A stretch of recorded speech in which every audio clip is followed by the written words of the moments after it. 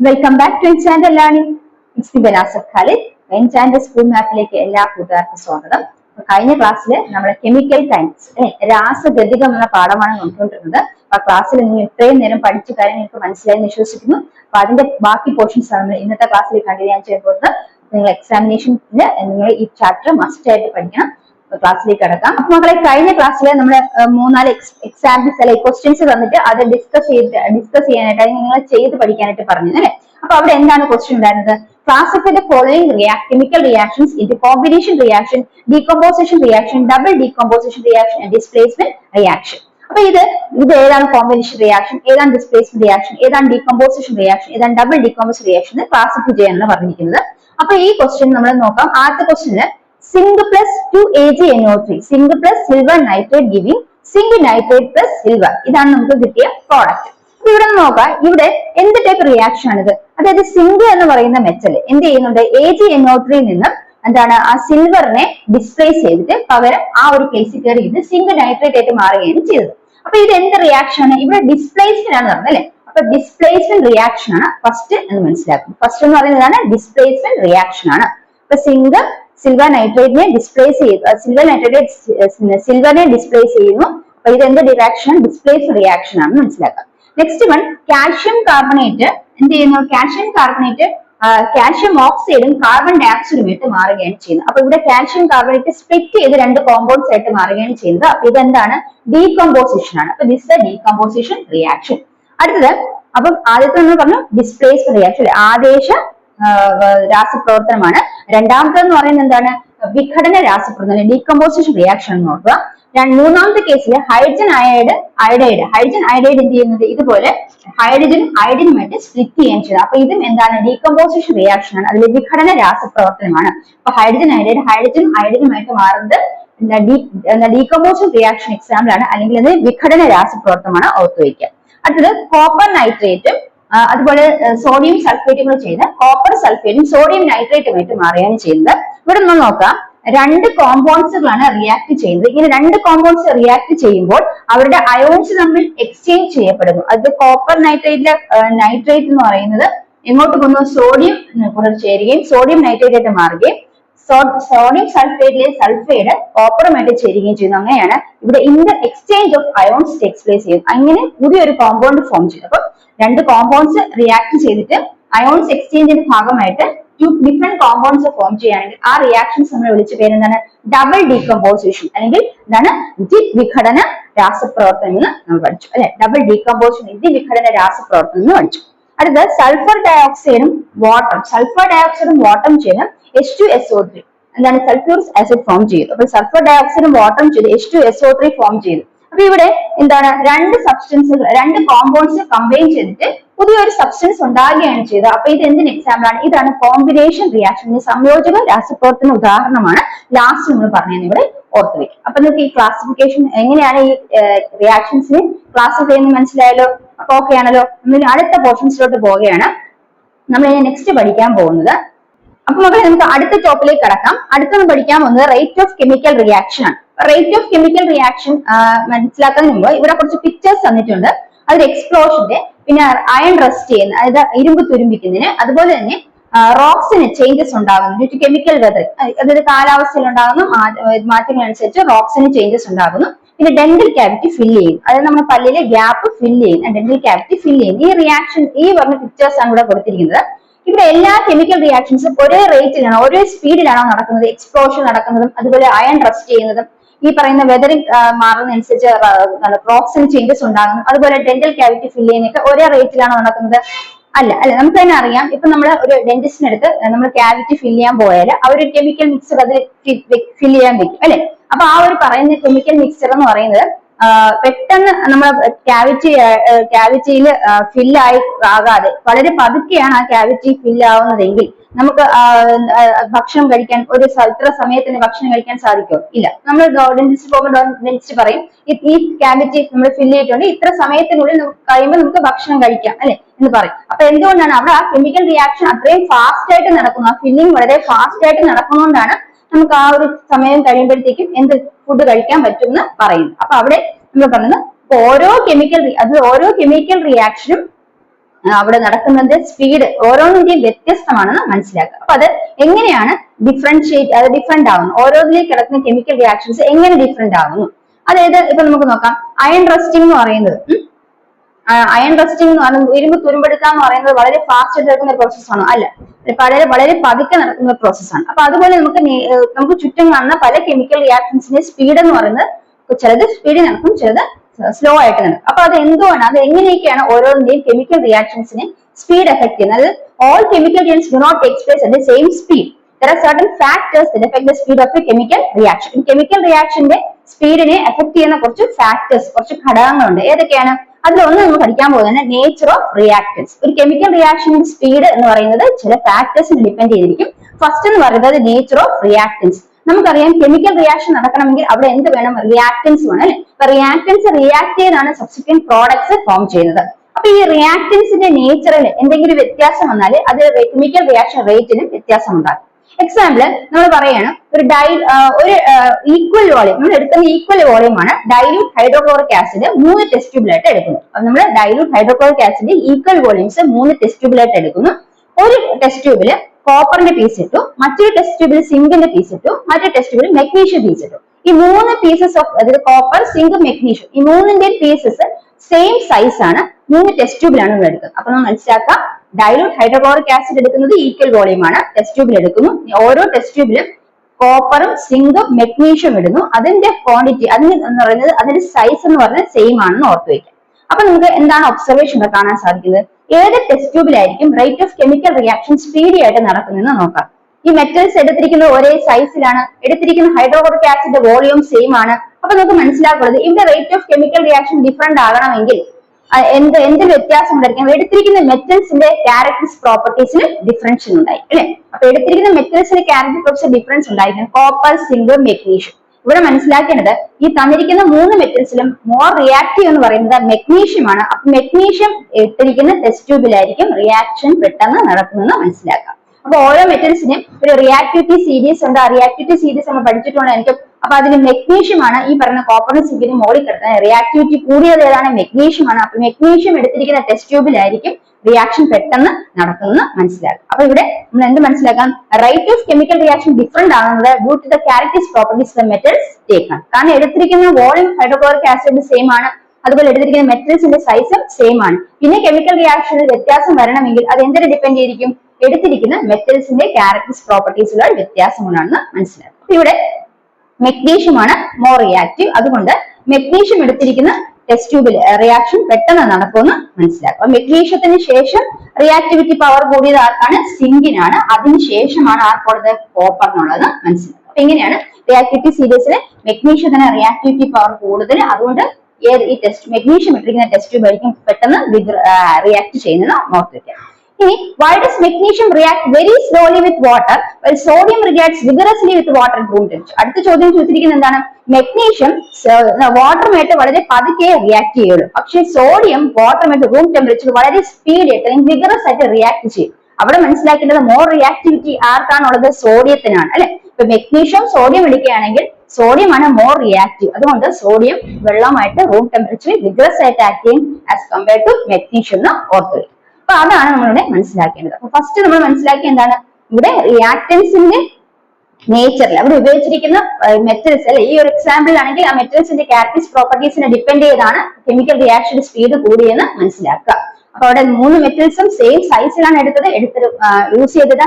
Hydrochloric ആസിഡിന്റെ volume equal ആയിരുന്നു, എന്നിട്ടും കെമിക്കൽ റിയാക്ഷൻ വ്യത്യസ്തപ്പെട്ട് വന്നു. എന്തുകൊണ്ടാണ്? Due to the characteristic properties of metal taken. അതാണ് അവിടെ ആ റിയാക്ഷൻ പങ്കെടുത്ത റിയാക്ടൻസിന്റെ നേച്ചറിനെ ഡിപ്പെൻഡ് ചെയ്തിരിക്കും ഒരു റിയാക്ഷന്റെ റേറ്റ് ഓഫ് കെമിക്കൽ റിയാക്ഷൻ എന്ന് മനസ്സിലാക്കുക. അപ്പൊ അതാണ് നമ്മൾ ഒന്നാമത് പഠിക്കുന്ന കാര്യം.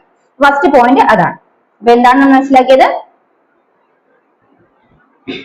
അതായത് നമ്മൾ പറഞ്ഞു ഇവിടെ നമ്മള് ആഹാര സാധനങ്ങൾ, അല്ലെ? ആദ്യം മനസ്സിലാക്കേണ്ടത് നമ്മൾ എന്താണ് ഈ പറയുന്ന റിയാക്ടൻസിന്റെ നേച്ചർ എന്ന് പറഞ്ഞാൽ, ആ റിയാക്ടൻസ് എന്ന് പറയുന്നത് അഭികാരകങ്ങൾ. അപ്പൊ അഭികാരങ്ങളുടെ സ്വഭാവം രാസപ്രവർത്തനത്തിന്റെ വേഗത്തെ എപ്രകാരം സ്വാധീനിക്കുന്നതാണ് നമ്മൾ ഈ എക്സ്പെരിമെന്റിലൂടെ മനസ്സിലാക്കിയത്. അപ്പൊ ടെസ്റ്റ് ട്യൂബിൽ ഈ പറയുന്ന തുല്യ വ്യാപ്തമുള്ള നേർപ്പിച്ച ഹൈഡ്രോക്ലോറിക് ആസിഡ് എടുക്കുന്നു. അതിന് ഒരേ വലിപ്പമുള്ള കോപ്പറും സിങ്കും മെഗ്നീഷ്യവും 3 ടെസ്റ്റ് ട്യൂബിലായിട്ട് എടുക്കുന്നു. അപ്പൊ നമ്മൾ കണ്ടത് എന്താണ്, റിയാക്ഷൻ ഏറ്റവും സ്പീഡ് ആയിട്ട് നടന്നത് മെഗ്നീഷ്യം ഇട്ട ടെസ്റ്റ് ട്യൂബിലാണെന്ന് മനസ്സിലാക്കാം. കാരണം ഇവിടെ ഹൈഡ്രോക്ലോറിക് ആസിഡിന്റെ വ്യാപ്തവും അതുപോലെ ലോഹങ്ങളുടെ വലിപ്പവും തുല്യമായിട്ടും കോപ്പർ സിങ്ക് മെഗ്നീഷ്യം ലോഹങ്ങളുടെ സ്വഭാവത്തിലെ സവിശേഷത കൊണ്ടാണ് രാസപ്രവർത്തന വേഗം വ്യത്യസ്തപ്പെട്ടിരിക്കുന്നത് മനസ്സിലാക്കാം. അപ്പൊ ഇവിടെ എന്താണ്, അഭികാരങ്ങൾ സ്വഭാവം അല്ലെങ്കിൽ nature of reactants chemical reaction effect ചെയ്യുന്നു എന്ന് മനസ്സിലാക്കും. കെമിക്കൽ റിയാക്ഷൻ സ്പീഡി ആകണമെങ്കിൽ അവിടെ എന്തിൽ വ്യത്യാസം ഉണ്ടായിരിക്കണം, അതായത് റിയാക്ടൻസിന്റെ നേച്ചറിൽ എന്തെങ്കിലും അതിന് റിയാക്ടിവിറ്റി കൂടിയുള്ള ഒരു സബ്സ്റ്റൻസ് ആണ് നമ്മൾ റിയാക്ടൻസ് ആയിട്ട് യൂസ് ചെയ്യുന്നെങ്കിൽ കെമിക്കൽ റിയാക്ഷൻ സ്പീഡി ആയിട്ട് നടക്കുമെന്ന് മനസ്സിലാക്കാം. അപ്പൊ ഇവിടെ രണ്ട് എക്സാമ്പിൾസ് നമ്മൾ മോർ റിയാക്റ്റീവ് ആരാണെന്ന് മനസ്സിലാക്കി. മെഗ്നീഷ്യം റിയാക്ടിവിറ്റി കൂടുതലാണ്, അതിനെക്കാട്ടി കൂടുതലാണ് സോഡിയത്തിനും കൂടെ ഓർത്ത് വയ്ക്കാം. അത്രയാണ് നമ്മൾ റിയാക്ഷൻ അപ്പൊ റിയാക്ടൻസ് അല്ലെങ്കിൽ അഭികാരങ്ങളുടെ സ്വഭാവത്തെ കുറിച്ച് മനസ്സിലാക്കേണ്ടത്. മനസ്സിലായി മക്കളെ? അപ്പൊ അടുത്ത് നമ്മൾ മനസ്സിലാക്കാൻ പോകുന്നത് ഇനി അടുത്ത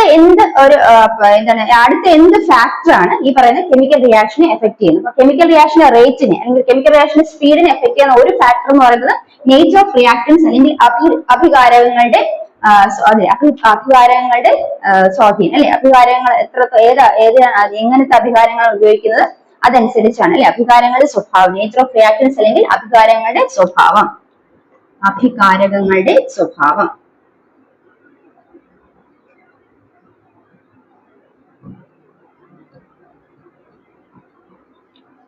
അഭികാരങ്ങളുടെ സ്വഭാവം. അപ്പൊ നമ്മൾ മനസ്സിലാക്കിയ പോയിന്റ് ക്ലിയർ ആയാലോ? അഭികാരങ്ങളുടെ സ്വഭാവം നേച്ചർ ഓഫ് റിയാക്ടൻസ് കെമിക്കൽ റിയാക്ഷന്റെ റേറ്റ് കൂട്ടുന്നു അല്ലെങ്കിൽ കൂട്ടുകയും കുറയ്ക്കുകയൊക്കെ ചെയ്യുന്നു, അതാണ് മനസ്സിലാക്കേണ്ടത്. അപ്പൊ കെമിക്കൽ റിയാക്ഷന്റെ റേറ്റിനെ എഫക്ട് ചെയ്യുന്ന ഒരു ഫാക്ടറാണ് നേച്ചർ ഓഫ് റിയാക്ടൻസ് അല്ലെങ്കിൽ അഭികാരങ്ങളുടെ സ്വഭാവം എന്ന് മനസ്സിലാക്കുക. അടുത്ത പോയിന്റ് നമ്മൾ പഠിക്കാൻ പോകുന്നത് കോൺസെൻട്രേഷൻ ഓഫ് റിയാക്ടൻസ്. എന്താണ് കോൺസെൻട്രേഷൻ ഓഫ് റിയാക്ടൻസ്? ആദ്യം ഇത് മറ്റൊരു എക്സ്പെരിമെന്റ് നമ്മൾ ചെയ്യാണ്. അപ്പൊ കോൺസെൻട്രേഷൻ ഓഫ് റിയാക്ടൻസ് കണ്ടുപിടിക്കുന്നതിന് വേണ്ടി നമുക്ക് മറ്റൊരു എക്സ്പെരിമെന്റ് ചെയ്ത് നോക്കാം. അപ്പൊ ഇങ്ങോട്ട് ശ്രദ്ധിക്കും മക്കളെ, രണ്ടാമത് മനസ്സിലാക്കാൻ വന്ന റേറ്റ് ഓഫ് കെമിക്കൽ റിയാക്ഷനിൽ കോൺസെൻട്രേഷൻ ഓഫ് റിയാക്ടൻസ് എഫക്ട് ചെയ്യും അല്ലെ. കെമിക്കൽ റിയാക്ഷൻ റേറ്റിനെ കോൺസെൻട്രേഷൻ ഓഫ് റിയാക്ടൻസ് എഫക്ട് ചെയ്യും. അപ്പൊ റിയാക്ടൻസ് എന്താണെന്ന് മനസ്സിലാക്കി ഒരു റിയാക്ഷനിൽ പങ്കെടുക്കുന്ന പദാർത്ഥങ്ങൾ സബ്സ്റ്റൻസിനാണ് റിയാക്ടൻസ് അല്ലെ അഭികാരകങ്ങൾ എന്ന് പറയുന്നത് അല്ലെ. അഭികാരങ്ങളുടെ ഗാഢത, കോൺസെൻട്രേഷൻ ഓഫ് റിയാക്ടൻസ് മീൻസ് അഭികാരങ്ങളുടെ ഗാഢതയുമായി എന്താണ് ഏത് ബന്ധപ്പെട്ടിരിക്കുന്നു കെമിക്കൽ റിയാക്ഷന്റെ സ്പീഡ് കുറയും കൂട്ടാനും സ്വാധീനിക്കുന്ന ഒരു ഘടകമെന്ന് മനസ്സിലാക്കുക. അപ്പൊ ഇവിടെ ഒരു എക്സാമ്പിൾ എന്ന് പറഞ്ഞിരിക്കുന്നത് ആദ്യം നമുക്ക് മനസ്സിലാക്കാം എന്താണ് കോൺസെൻട്രേഷൻ. കോൺസെൻട്രേഷന്റെ ഗാഢത എന്ന് പറയുന്നത് number of molecules per unit volume. അതായത് ഒരു യൂണിറ്റ് വോളിയത്തിൽ എത്ര മോളിക്യൂൾസ് അടങ്ങിയിരിക്കുന്നു അതിനെയാണ് അതിന്റെ കോൺസെൻട്രേഷൻ അല്ലെങ്കിൽ ഗാഢത എന്ന് പറയുന്നത് അല്ലെ. ഒരു യൂണിറ്റ് വോളിയം ഒരു യൂണിറ്റ് വ്യാപ്തത്തില് എത്ര മോളിക്യൂൾസ് അടങ്ങിയിരിക്കുന്നു അതാണ് അതിന്റെ കോൺസെൻട്രേഷൻ എന്ന് പറയുന്നത്.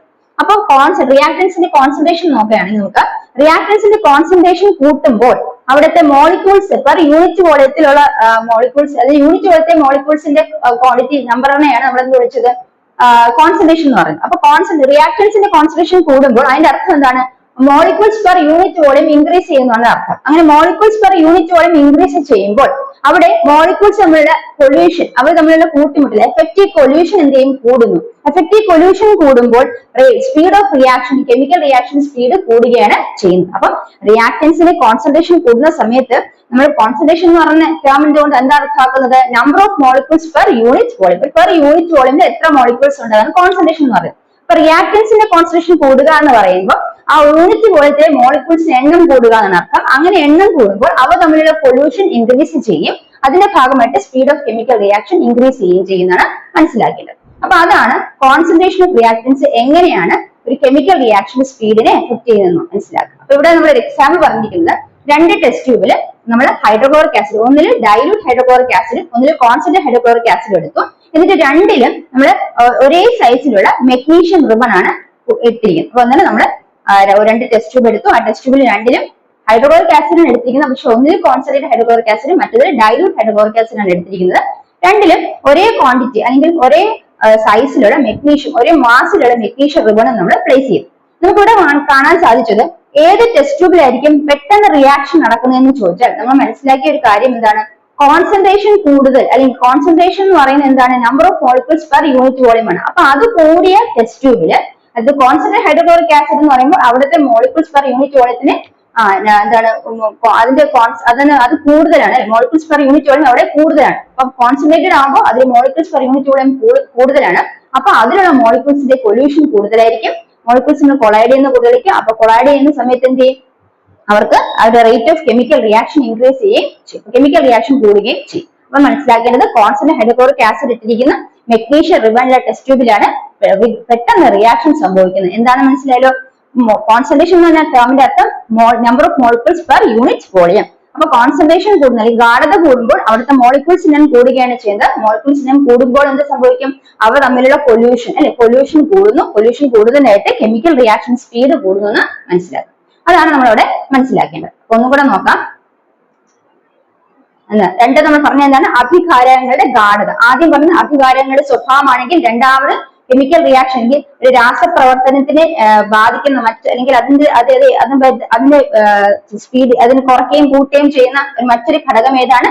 അഭികാരങ്ങളുടെ ഗാഢതയാണ് നോക്കുക. അപ്പൊ എന്താണ് അഭികാരങ്ങളുടെ ഗാഢത എന്ന് മനസ്സിലാക്കാം. അപ്പൊ നമ്മൾ പറഞ്ഞു രാസപ്രവർത്തനത്തെ സ്വാധീനിക്കുന്ന മറ്റൊരു പ്രധാന ഘടകമാണ് അഭികാരങ്ങളുടെ ഗാഢത. ഇവിടെ നമ്മൾ കോൺസെൻട്രേഷൻ അല്ലെങ്കിൽ ഗാഢത എന്ന് പറഞ്ഞാൽ എന്താണ്? അതായത് ഒരു യൂണിറ്റ് വ്യാപ്തത്തിലുള്ള അഭികാര തന്മാത്രകളുടെ എണ്ണമാണ് എന്ത് പറയുന്നത്?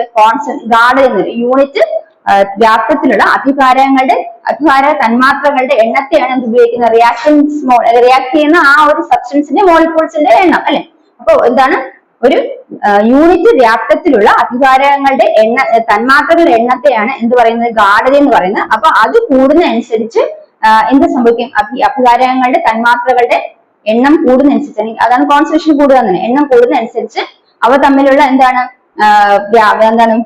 അവർ തന്നെ കൂട്ടിമുട്ടുന്ന അല്ലെ, കൂട്ടിമുട്ടലിന്റെ ഫലം കൂട്ടിമുട്ടുന്നത് കൂടുതലായിട്ട് കൂട്ടിമുട്ടും. എണ്ണം കൂടുമ്പോൾ കൂടുതലായിട്ട് മോളിക്യൂൾ തന്മാത്രകൾ കൂട്ടിമുട്ടുകയും അതിന്റെ ഭാഗമായിട്ട് രാസപ്രവർത്തനം വേഗത്തിൽ നടക്കുകയും ചെയ്യുന്നു. അപ്പൊ ഇവിടെ മനസ്സിലാക്കേണ്ടത് എന്താണ്? തന്മാത്രകളുടെ എണ്ണം, അതായത് ഒരു യൂണിറ്റ് വ്യാപ്തിയിൽ അഭികാര തന്മാത്രയുടെ എണ്ണം കൂടുതലായിരിക്കും അല്ലെ. അപ്പൊ അഭികാരങ്ങളുടെ ഗാഢത വർദ്ധിക്കും തോറും യൂണിറ്റ് വ്യാപ്തത്തിലെ കണികകളുടെ എണ്ണം കൂടുകയും തൽഫലമായി ഫലവത്തായ കൂട്ടുമുട്ടലുകളുടെ എണ്ണം വർദ്ധിക്കുകയും അതിന്റെ ഫലമായി രാസപ്രവർത്തന വേഗം വർദ്ധിക്കുകയും ചെയ്യുന്നു. ഇപ്പൊ എന്താണ്? അഭികാരങ്ങളുടെ ഗാഢത വർദ്ധിക്കുന്നു എന്താണ്? യൂണിറ്റ് വ്യാപ്തത്തിലുള്ള കണികകളുടെ എണ്ണം വർദ്ധിക്കുന്നു, തന്മാത്രകളുടെ എണ്ണം വർദ്ധിക്കുന്നു. വർദ്ധിക്കുന്ന സമയത്ത് അവ തമ്മിലുള്ള കൂട്ടുമുട്ടൽ കൂടുകയും കൂട്ടുമുട്ടൽ കൂടുതൽ ഫലമായിട്ട് രാസപ്രവർത്തനം വേഗത്തിൽ നടക്കുകയും ചെയ്യും. അതാണ് അഭികാരങ്ങളുടെ ഗാഢത നമ്മൾ മനസ്സിലാക്കേണ്ട കാര്യം. അപ്പൊ രണ്ടാമത്തെ ഫാക്ടർ നമ്മൾ പഠിച്ചു, രണ്ടാമത്തെ ഘടകവും നമ്മൾ മനസ്സിലാക്കി. ഇതാണ് കോൺസെൻട്രേഷൻ ഓഫ് റിയാക്ടൻസ് അല്ലെങ്കിൽ അഭികാരങ്ങൾ ഗാഢത രാസപ്രവർത്തനത്തെ വേഗതയെ സ്വാധീനിക്കുന്നു അല്ലെങ്കിൽ affects the rate of chemical reaction. Next one, അടുത്ത നമ്മൾ നോക്കാം. ഒരു ക്വസ്റ്റ്യൻ പറഞ്ഞിട്ടുണ്ട്. If a steel wool is heated in air, it will become red hot and gets oxidized slowly. But if we heated the steel wool is exposed to an oxygen-rich environment, it will burn strongly and produce products at a faster rate. What is the reason for this? അതായത് ഒരു steel wool നമ്മൾ എയറിൽ heat ചെയ്യുകയാണെങ്കിൽ അത് red hot ആവുകയും പതിയെ oxidise ചെയ്യുകയും ചെയ്യും. പക്ഷെ നമ്മൾ എയറിലോട്ട് അല്ലെങ്കിൽ ഓക്സിജൻ റിച്ച് ആയിട്ടുള്ള ഒരു സ്ഥലത്താണ് ഇത് എക്സ്പോസ് ചെയ്യപ്പെടുന്നതെങ്കിൽ അത് ഭയങ്കര സ്ട്രോങ് ആയിട്ട് ബേൺ ചെയ്യും, എന്നിട്ട് ഫാസ്റ്റർ റേറ്റിൽ പ്രോഡക്ട്സ് പ്രൊഡ്യൂസ് ചെയ്യും. എന്തുകൊണ്ടായിരിക്കാം? അതായത് ഓക്സിജൻ റിച്ച് എൻവയോൺമെന്റ് എന്ന് പറയുമ്പോഴത്തേക്ക്, ഓക്സിജൻ റിച്ച് എൻവയോൺമെന്റ് എന്ന് പറയുമ്പോൾ അതിന്റെ ബേണിങ്ങിന് നന്നായിട്ട് അത് കത്തുന്നതിന് വളരെയധികം സഹായമായിട്ടുള്ളതാണ് ഓക്സിജൻ. അപ്പൊ ഓക്സിജൻ റിച്ച് എൻവയോൺമെന്റിലാണ് ഇത് എക്സ്പോസ് ചെയ്യുന്നതെങ്കിൽ ഹീറ്റ് ചെയ്യുന്ന സമയത്ത് എന്ത് സംഭവിക്കും? കെമിക്കൽ റിയാക്ഷൻ കൂടുന്നത് എന്തുകൊണ്ടാണ്? അവിടുത്തെ കോൺസെൻട്രേഷൻ, ഓക്സിജന്റെ കോൺസെൻട്രേഷൻ എന്താണ്? കൂടുതലാണ്. കോൺസെൻട്രേഷൻ ആ ഒരു ഏരിയയിലുള്ള ഓക്സിജന്റെ കോൺസെൻട്രേഷൻ കൂടുതലാണ്. അപ്പൊ അതുകൊണ്ടാണ് എന്ത് സംഭവിക്കുന്നത്? ഈ ബേണിംഗ് പ്രോസസ്സ് ഫാസ്റ്റ് ആയിട്ട് നടക്കുന്നത്. കെമിക്കൽ റിയാക്ഷൻ ഫാസ്റ്റ് ആയിട്ട് നടക്കും. മനസ്സിലായി? ഇപ്പൊ സ്റ്റീൽ വൂള് ഓക്സിജൻ റിച്ച് എൻവയോൺമെന്റിലാണ് എക്സ്പോസ് ചെയ്ത് ഹീറ്റ് ചെയ്യുന്നതെങ്കിൽ അവിടെ ആ ഒരു എൻവയോൺമെന്റിൽ ഓക്സിജന്റെ കോൺസെൻട്രേഷൻ എങ്ങനെയാണ്? കൂടുതലായിരിക്കും. അപ്പം എന്താണ്? ആ ഒരു ഓക്സിജൻ കോൺസെൻട്രേഷൻ കൂടുമ്പോഴത്തേക്കും മോളിക്യൂൾസ് തമ്മിലുള്ള പൊല്യൂഷൻ കൂടുന്നു. അതിന്റെ ഭാഗമായിട്ട് കെമിക്കൽ റിയാക്ഷൻ സ്പീഡി ആയിട്ട് നടക്കുന്നു. നമ്മൾ നേരത്തെ പറഞ്ഞ കാര്യമാണ്. അടുത്തത് നെക്സ്റ്റ് നമ്മൾ പഠിക്കാൻ പോകുന്നത് ഏത് ഫാക്ടർ ആണ് ഈ പറയുന്ന കെമിക്കൽ റിയാക്ഷൻ എഫക്ട് ചെയ്യുന്നത്? മൂന്നാമത്തെ ഫാക്ടർ ആണ് സർഫസ് ഏരിയ ഓഫ് റിയാക്ടൻസ്. എന്താണ്? Surface area of reactants rate of chemical റിയാക്ഷനെ എഫക്ട് ചെയ്യുന്നു. അതെങ്ങനെയാണെന്ന് നോക്കാം മക്കളെ. അപ്പൊ നെക്സ്റ്റ് നമ്മൾ നോക്കാൻ പോകുന്നത് സർഫസ് ഏരിയ ഓഫ് റിയാക്ടൻസ്. അപ്പൊ എന്താണ് സർഫസ് ഏരിയ ഓഫ് റിയാക്ടൻസ് എന്നുകൊണ്ട് നമ്മളിവിടെ അർത്ഥമാക്കുന്നത്? നമുക്ക് അറിയാം, അഭികാരങ്ങളുടെ പ്രതല പരപ്പളവ് എന്നാണ് ഇവിടെ പറയുന്നത്. അഭികാരങ്ങളുടെ പ്രതല പരപ്പളവ്.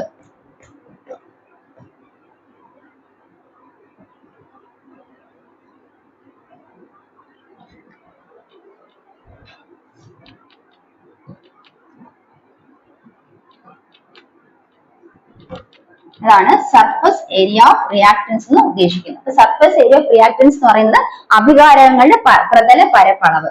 അപ്പൊ അത് എങ്ങനെയാണ് ഒരു കെമിക്കൽ റിയാക്ഷനെ ഇൻഫ്ലുവൻസ് ചെയ്യുന്നത് നമ്മൾ നോക്കാൻ പോകുന്നത്. അപ്പൊ ആദ്യം നമ്മൾ മനസ്സിലാക്കേണ്ടത് ഇവിടെ നമ്മൾ ഒരു എക്സ്പെരിമെന്റിന്റെ സഹായത്തോടെ നോക്കാൻ പോകുന്നത്. അപ്പൊ നോക്കാം മക്കളെ, നമുക്ക് surface area of reactance. Surface area of reactance എന്ന് പറഞ്ഞാൽ അഭികാരങ്ങളുടെ പ്രതല പരപ്പളവ്. ഇത് എങ്ങനെയാണ് കെമിക്കൽ റിയാക്ഷൻ എഫക്ട് ചെയ്യുന്നത്? ഫസ്റ്റ് നമ്മൾ ഇവിടെ ഒരു എക്സ്പെരിമെന്റ് പറഞ്ഞിട്ടുണ്ട്. ആ എക്സ്പെരിമെന്റ് ഡൈല്യൂട്ട് ഹൈഡ്രോക്ലോറിക് ആസിഡ് ആണ് രണ്ട് ബീക്കറിൽ എടുത്തിരിക്കുന്നത്. ഇനി ഒരു പീസ് ഓഫ് മാർബിൾ എടുത്തിട്ടുണ്ട്. ഒരു ഒരു ബീക്കറിലെ ഡൈല്യൂട്ട് ഹൈഡ്രോക്ലോറിക് ആസിഡിലേക്ക് പീസ് ഓഫ് മാർബിൾ ആണ് ഇടുന്നത്. മറ്റൊരു പറയുന്ന ബീക്കറിലേക്ക് ഡൈല്യൂട്ട് HCl തന്നെ എടുത്തിട്ടുണ്ട്. പക്ഷെ എടുക്കുന്നത് പൗഡർഡ് മാർബിൾ ആണ്. അപ്പൊ ഒന്നിന് മാർബിൾ എന്ന് പറഞ്ഞ പീസും മറ്റേ പൗഡർഡ് മാർബിളും എടുത്തിരിക്കുന്നത്. രണ്ടിലും എടുത്തിരിക്കുന്നത് ഡൈല്യൂട്ട് HCl ആണെന്ന് ഓർത്തു വെക്കുക. Which are the reactants in this chemical reaction? അപ്പൊ ഈ കെമിക്കൽ റിയാക്ഷൻ റിയാക്ടൻസ് ആയിരിക്കാണ് ഡൈല്യൂട്ട് HCl അതുപോലെ മാർബിളും ആണ് എടുത്തിരിക്കുന്നത്. അപ്പൊ കെമിക്കൽ റിയാക്ഷന്റെ റിയാക്ടൻസ് ആയിരിക്കാണ് കാൽഷ്യം കാർബണേറ്റ്, അതായത് മാർബിളും അതുപോലെ തന്നെ ഡൈല്യൂട്ട് HCl ആണ് ഇവിടുത്തെ റിയാക്ടൻസ് എന്ന് മനസ്സിലാക്കാം. ഇനി ഇവിടെ പറഞ്ഞിരിക്കുന്നത് എന്താണ്? നമുക്ക് റിയാക്ടൻസ് ഇപ്പൊ ഇത് ഫിസിക്കൽ സ്റ്റേറ്റിലേക്ക്, ഇതിന്റെ ഫിസിക്കൽ സ്റ്റേറ്റ് എന്ന് പറഞ്ഞാൽ ഡൈല്യൂട്ട് HCl അത് നമുക്കറിയാം ഏത് ലിക്വിഡ് സ്റ്റേറ്റിലാണ് അല്ലെ. പീസ് ഓഫ് മാർബിൾ ആണെങ്കിലും മാർബിൾ എന്ന് പറഞ്ഞാൽ സോളിഡ് സ്റ്റേറ്റിലാണ്. പിന്നെ ഇത് പൗഡർഡ് ആയിട്ടുള്ള മാർബിൾ ഇവിടെ യൂസ് ചെയ്തിട്ടുണ്ട്. അപ്പൊ കെമിക്കൽ ഇക്വേഷൻ എഴുതുമ്പോൾ CaCO3 പ്ലസ് ഡൈല്യൂട്ട് HCl അല്ലെ. HCl എന്ന് പറയുന്നത് ചേർക്കുമ്പോൾ നമുക്ക് കിട്ടുന്നത് calcium chloride plus water plus carbon dioxide. എന്താണ്? Calcium chloride plus water plus carbon dioxide നമുക്ക് കിട്ടുന്ന പ്രോഡക്ട്സ് എന്തൊക്കെയാണ്? Calcium chloride plus water plus carbon dioxide. So ഇവിടെ കാൽഷ്യം കാർബണേറ്റും ഡൈല്യൂട്ട് HClഉം കൂടെ റിയാക്ട് ചെയ്തപ്പോഴത്തേക്ക് നമുക്ക് കിട്ടിയതാണ് കാൽഷ്യം ക്ലോറൈഡും വാട്ടറും കാർബൺ ഡയോക്സൈഡും ആണ് കിട്ടുന്നത്. അപ്പൊ ഇവിടെ നോക്കാം. അപ്പൊ ഇവിടെ ഒരു പീസ് ഓഫ് മാർബിൾ ആണ് നമ്മൾ ഒന്നിന് എടുത്തിരിക്കുന്നത്. മറ്റൊന്ന് പറയുന്നത് പൗഡർഡ് മാർബിൾ ആണ് എടുത്തിരിക്കുന്നത്. ഈ പീസ് ഓഫ് മാർബിളും പൗഡർഡ് മാർബിളും ഒരേ ക്വാണ്ടിറ്റിയിലും ഈക്വൽ മാസിലാണ് നമ്മൾ യൂസ് ചെയ്തിരിക്കുന്നത്. അപ്പൊ ഇങ്ങനെ എടുത്തിരിക്കുന്ന സമയത്ത് എടുത്തിരിക്കുന്ന ഡൈല്യൂട്ട് ഹൈഡ്രോക്ലോറിക് ആസിഡ് ഈക്വൽ വോളിയത്തിലുള്ളതാണ്, ഒരേ കോൺസെൻട്രേഷനുമാണ്, അതായത് ഡൈല്യൂട്ട് ആണെന്ന് മനസ്സിലാക്കി. ഇതിൽ ഏത് ബീക്കറിലെ റേറ്റ് ഓഫ് റിയാക്ഷൻ ആയിരിക്കും കൂടുതൽ അല്ലെങ്കിൽ സെയിം ആണോ എന്നാണ് ചോദ്യം. അപ്പൊ ഈ rate of chemical reaction both beakers same ആണെന്ന് വെച്ചാൽ അവിടെ ഡിഫറൻസ് ഉണ്ട്. അത് എന്തുകൊണ്ടാണ് നമുക്ക് നോക്കാം. നമുക്ക് മാർബിളിന്റെ സർഫസ് ഏരിയ നോക്കാം. നമുക്ക് കാൽഷ്യം കാർബണേറ്റ് ആണ് മാർബിൾ അല്ലെ. മാർബിളിന്റെ സർഫസ് ഏരിയ നോക്കുകയാണെങ്കിൽ ഒന്നില് നമ്മൾ പറഞ്ഞു സോളിഡ് ആയിട്ടുള്ള ഒരു marble piece of marble solid ആയിട്ട് എടുത്തിട്ടുണ്ട്. മറ്റത് പൗഡർഡ് മാർബിൾ ആണ് എടുത്തിരിക്കുന്നത്. അപ്പൊ ഇവിടെ മനസ്സിലാക്കാം പൗഡർഡ് മാർബിളിന്റെ സർഫസ് ഏരിയ എന്ന് പറയുന്നത് വൈഡ് ആണ്. അപ്പൊ പൗഡർഡ് മാർബിൾ എന്ന് പറയുമ്പോൾ എന്താണ്? ആ ഡൈല്യൂട്ട് ഹൈഡ്രോക്ലോറിക് ആസിഡിലേക്ക് അങ്ങ് മിക്സ് ചെയ്ത് അപ്പൊ അതിന്റെ സർഫസ് ഏരിയ എന്ന് പറയുന്നത് വൈഡ് ആണ്. അപ്പൊ വൈഡ് സർഫസ് ഏരിയ ഉണ്ട്. സർഫസ് ഏരിയ വൈഡ് ആണെങ്കിൽ അവിടെ എന്ത് സംഭവിക്കും? ആ മോളിക്യൂൾസ് തമ്മിലുള്ള പൊല്യൂഷൻ എന്താണ്? അത് കൂടും. Rate of pollution with reacting molecules surface area കൂടുന്നതനുസരിച്ച് പൊല്യൂഷൻ കൂടുന്നു. പൊല്യൂഷൻ കൂടുമ്പോഴത്തേക്കും എന്ത് സംഭവിക്കുന്ന പോലെ നമ്മൾ പറഞ്ഞ കെമിക്കൽ റിയാക്ഷൻസ് സ്പീഡി ആയിട്ട് നടക്കും. അതാണ് ഇവിടെ പറയാനുള്ളത്. അപ്പം is the surface area marble equal? No. രണ്ട് മാർബിളിന് സർഫസ് ഏരിയ ഈക്വൽ ആണോ? അല്ല. ഇനി റേറ്റ് ഓഫ് കെമിക്കൽ റിയാക്ഷൻ രണ്ട് ബീക്കേഴ്സിന് സെയിം ആണോ? അങ്ങനെയാണെങ്കിൽ അല്ല. What change occurs in rate of pollution with the reactant molecules as the surface area increases? അതായത് സർഫസ് ഏരിയ കൂടുമ്പോഴത്തേക്കും റിയാക്ടന്റ് മോളിക്യൂൾസിന്റെ റേറ്റ് ഓഫ് പൊല്യൂഷൻ എന്ത് ചെയ്യും? കൂടുകയാണ് ചെയ്യുന്നത്. So what is a change in rate of reaction marble pieces are ground to fine powder. അപ്പൊ fine powder ആയിട്ടാണ് marble pieces grind ചെയ്ത് അവിടെ നമ്മൾ ഡൈല്യൂട്ട് ഹൈഡ്രോക്ലോറിക് ആസിഡ് ഇട്ടിരിക്കുന്നെങ്കിൽ അവിടെ ആ റിയാക്ടൻസിന്റെ സർഫസ് ഏരിയ കൂടുന്നു. അതിന്റെ ഭാഗമായിട്ട് റേറ്റ് ഓഫ് പൊല്യൂഷൻ കൂടുന്നു. അപ്പൊ കെമിക്കൽ റിയാക്ഷൻ ഇൻക്രീസ് ചെയ്യുന്നു മനസ്സിലാക്കുക. അപ്പൊ ഇവിടെ മനസ്സിലാക്കേണ്ടത് surface area is a main factor influence rate of chemical reaction involving salts. അപ്പൊ സോൾട്സ് ഉൾപ്പെടുന്ന കെമിക്കൽ റിയാക്ഷനില് റേറ്റ് ഓഫ് കെമിക്കൽ റിയാക്ഷൻ കൂട്ടുന്നതിന് പ്രധാനപ്പെട്ട ഒരു ഫാക്ടറാണ് എന്താണ്? സർഫസ് ഏരിയ എന്ന് മനസ്സിലാക്കുക. സോൾട്സ് ആണ് നമ്മൾ കൺസിഡർ ചെയ്യുന്നതെങ്കിൽ കെമിക്കൽ റിയാക്ഷൻസ് സോൾട്സ് ആണ് ഉള്ളതെങ്കിൽ അവിടെ ആ സർഫസ് ഏരിയ എന്ന് പറഞ്ഞൊരു main factor chemical reaction rate കൂട്ടുന്നതായിട്ട് മനസ്സിലാക്കാം. അതായത് when substance are broken down to smaller pieces or powdered, the surface area increases, resulting in an increase in number of molecules involved in effective pollutions, thereby increasing the rate of chemical reaction. First factor എന്താണ് നമ്മൾ പഠിക്കാനുള്ളത്? ഒരു chemical റിയാക്ഷനിൽ solids ആണ് പങ്കെടുക്കുന്നതെങ്കിൽ അവന്റെ surface area ഒരു പ്രധാനപ്പെട്ട factor ആണ്. എന്തിന്? ഈ surface area considers a main factor for increase depending on the rate of chemical reaction. Surface area is a main factor which depends on rate of chemical reaction involving solids. Solids ഉൾപ്പെടുന്ന റിയാക്ഷനിൽ എന്താണ്? ഒരു reactant solid ആണെങ്കിൽ അവിടുത്തെ ആ ഒരു റിയാക്ഷന്റെ rate ഏതിന് depend ചെയ്തിരിക്കും? ആ സോളിഡിന്റെ സർഫസ് ഏരിയ ഡിപെൻഡ് ചെയ്തിരിക്കുന്നു മനസ്സിലാക്കുക. ഇനി നാം മനസ്സിലാക്കേണ്ടത് ഒരു സബ്സ്റ്റൻസ് ബ്രോക്കൺ ചെയ്ത് പീസാക്കി സ്മോൾ പീസസ് അല്ലെങ്കിൽ പൗഡർഡ് ആക്കുകയാണെങ്കിൽ അതിന്റെ സർഫസ് ഏരിയ കൂടും. അപ്പൊ സർഫസ് ഏരിയ കൂടുമ്പോൾ എന്ത് ചെയ്യുന്നു, നമ്പർ ഓഫ് പൊല്യൂഷൻസ് അല്ലെങ്കിൽ ആ ഒരു പൊല്യൂഷനിൽ പങ്കെടുക്കുന്ന മോളിക്യൂൾസിന്റെ എണ്ണം കൂടുന്നു. അപ്പൊ number of molecules involve in effective pollution increases, thereby increase rate of chemical reaction. നമ്മൾ നേരത്തെ പറഞ്ഞു നമ്മൾ എന്താണ് കോൺസെൻട്രേഷൻ എന്ന് പറയുമ്പോഴത്തേക്ക് അവിടെ മോളിക്യൂൾസിൽ നിന്നും കൂടുന്നു, അപ്പോൾ എഫക്റ്റീവ് പൊല്യൂഷൻ നിന്നും കൂടുന്നു, അങ്ങനെ കെമിക്കൽ റിയാക്ഷൻ ഇൻക്രീസ് ചെയ്യുന്നു. അപ്പൊ സർഫസ് ഏരിയ എന്ന് പറയുമ്പോഴത്തേക്ക് അവിടെ എന്താ മനസ്സിലാക്കുന്നത്, എടുത്തിരിക്കുന്ന റിയാക്ടൻസ് സോളിഡ് ആണെങ്കിൽ പൗഡേർഡ് ആയിട്ടുള്ള സബ്സ്റ്റൻസ് ആണ് എടുക്കുന്ന കേസിലാണെങ്കിൽ, സോളിഡ് അല്ല സോളിഡ് ആണ് മറ്റൊരെണ്ണം പൗഡേർഡ് ആണെങ്കിൽ നമ്മൾ സോളിഡ് സബ്സ്റ്റൻസ് എടുക്കുന്ന കേസിലാണ് സർഫസ് ഏരിയ കുറിച്ച് മനസ്സിലാക്കേണ്ടത്. അപ്പൊ ഇവിടെ നമ്മൾ സോളിഡ് ആയിട്ട് സാധനം പൗഡേർഡ് ആയിട്ടാണ് യൂസ് ചെയ്യുന്നത്. പൗഡേർഡ് ആയിട്ടുള്ള സംഭവം ഉണ്ട്, സോളിഡ് അതുപോലെ ഇരിക്കുന്ന സോളിഡ് ആയിട്ടുള്ള പീസും ഉണ്ട്. അപ്പൊ ഇവിടെ പൗഡേർഡ് പീസിൽ എന്ത് ചെയ്യുന്ന സംഭവിക്കുന്നത്, പൗഡേർഡ് ആയിരിക്കുകയാണെങ്കിൽ അതിന്റെ സർഫസ് ഏരിയ കൂടുന്നു. സർഫസ് ഏരിയ കൂടുന്നു എന്ന് പറയുമ്പോൾ അതിന്റെ അർത്ഥം ആ പൊല്യൂഷനിൽ പങ്കെടുക്കുന്ന നമ്പർ ഓഫ് മോളിക്യൂൾസിന് എണ്ണം കൂടുന്നു. അപ്പൊ number of molecules involve in effective pollution increases, അങ്ങനെ rate of chemical reaction increase ചെയ്യും. അങ്ങനെയാണ് നമ്മൾ കെമിക്കൽ റിയാക്ഷൻ ഇൻക്രീസ് ചെയ്യുന്ന മനസ്സിലാക്കുക. അപ്പൊ അതാണ് ഒരു എക്സാമ്പിൾ പറഞ്ഞ് നമ്മള് വുഡ് അത് നമ്മൾ വിറക് കത്തിക്കുമ്പോഴത്തേക്കും വലിയ പീസായിട്ട് വെക്കുന്നതാണോ വേഗത്തിൽ കത്തി ഇതാവുന്നത്, അത് ചെറിയ പീസുകളാക്കുന്നതാണോ? അതാണ് നമുക്ക് മനസ്സിലായത്. സർഫസ് ഏരിയ സർഫസ് ഏരിയ കൂടിയാൽ മാത്രമേ കെമിക്കൽ റിയാക്ഷൻ കൂടുകയുള്ളൂ അല്ലെ. അപ്പൊ ഇവിടെ നമ്മൾ വുഡ് കട്ട് ചെയ്ത് സ്മോൾ പീസസ് ആക്കുമ്പോൾ അതിന് എന്ത് ചെയ്യുന്നു, സ്മോൾ പീസസ് ആക്കുമ്പോൾ അവിടെ സർഫസ് ഏരിയ കൂടുന്നു, അങ്ങനെ കെമിക്കൽ റിയാക്ഷൻ കൂടും. നമ്പർ ഓഫ് മോളിക്യൂൾസ് പൊല്യൂഷനിൽ പങ്കെടുക്കുന്ന കൂടുന്നു, കെമിക്കൽ റിയാക്ഷൻ കൂടുന്നു. അതാണ് ഇവിടെ എക്സാമ്പിൾ ആയിട്ട് നമ്മൾ മനസ്സിലാക്കിയത്. അപ്പൊ ഇത്രയേ ഉള്ളൂ. സർഫസ് ഏരിയ കൂടുന്നതനുസരിച്ച് number of molecules involving in the effective pollution increases, thereby increase the rate of chemical reaction എന്ന് മനസ്സിലാക്കാം. അപ്പൊ അവിടെ അതാണ് നമ്മൾ മനസ്സിലാക്കേണ്ടത്. ഒന്നും കൂടെ പറയാം. അഭികാരങ്ങള് പ്രതല പരപ്പളവ് അല്ലെ, പ്രതല പരപ്പളവ് പങ്കെടുക്കുന്ന റിയാക്ടൻസ് എന്താണ്, ഒന്ന് മാർബിൾ കഷ്ണം എടുത്തിരിക്കുന്നു, മറ്റേത് മാർബിൾ പൊടി എടുത്തിരിക്കുന്നു. അപ്പൊ മാർബിൾ പൊടിക്ക് അതിന്റെ വ്യാപ്തം ഒരേ ഗാഢതയുള്ള ഹൈഡ്രോക്ലോറിക് ആസിഡ് എടുത്തിരിക്കുന്നത്, അതായത് നേർപ്പിച്ചത് ഡൈലൂട്ട് ആയിട്ട് നേർപ്പിച്ച ഹൈഡ്രോക്ലോറിക് ആസിഡ് ആണ് എടുത്തിരിക്കുന്നത്.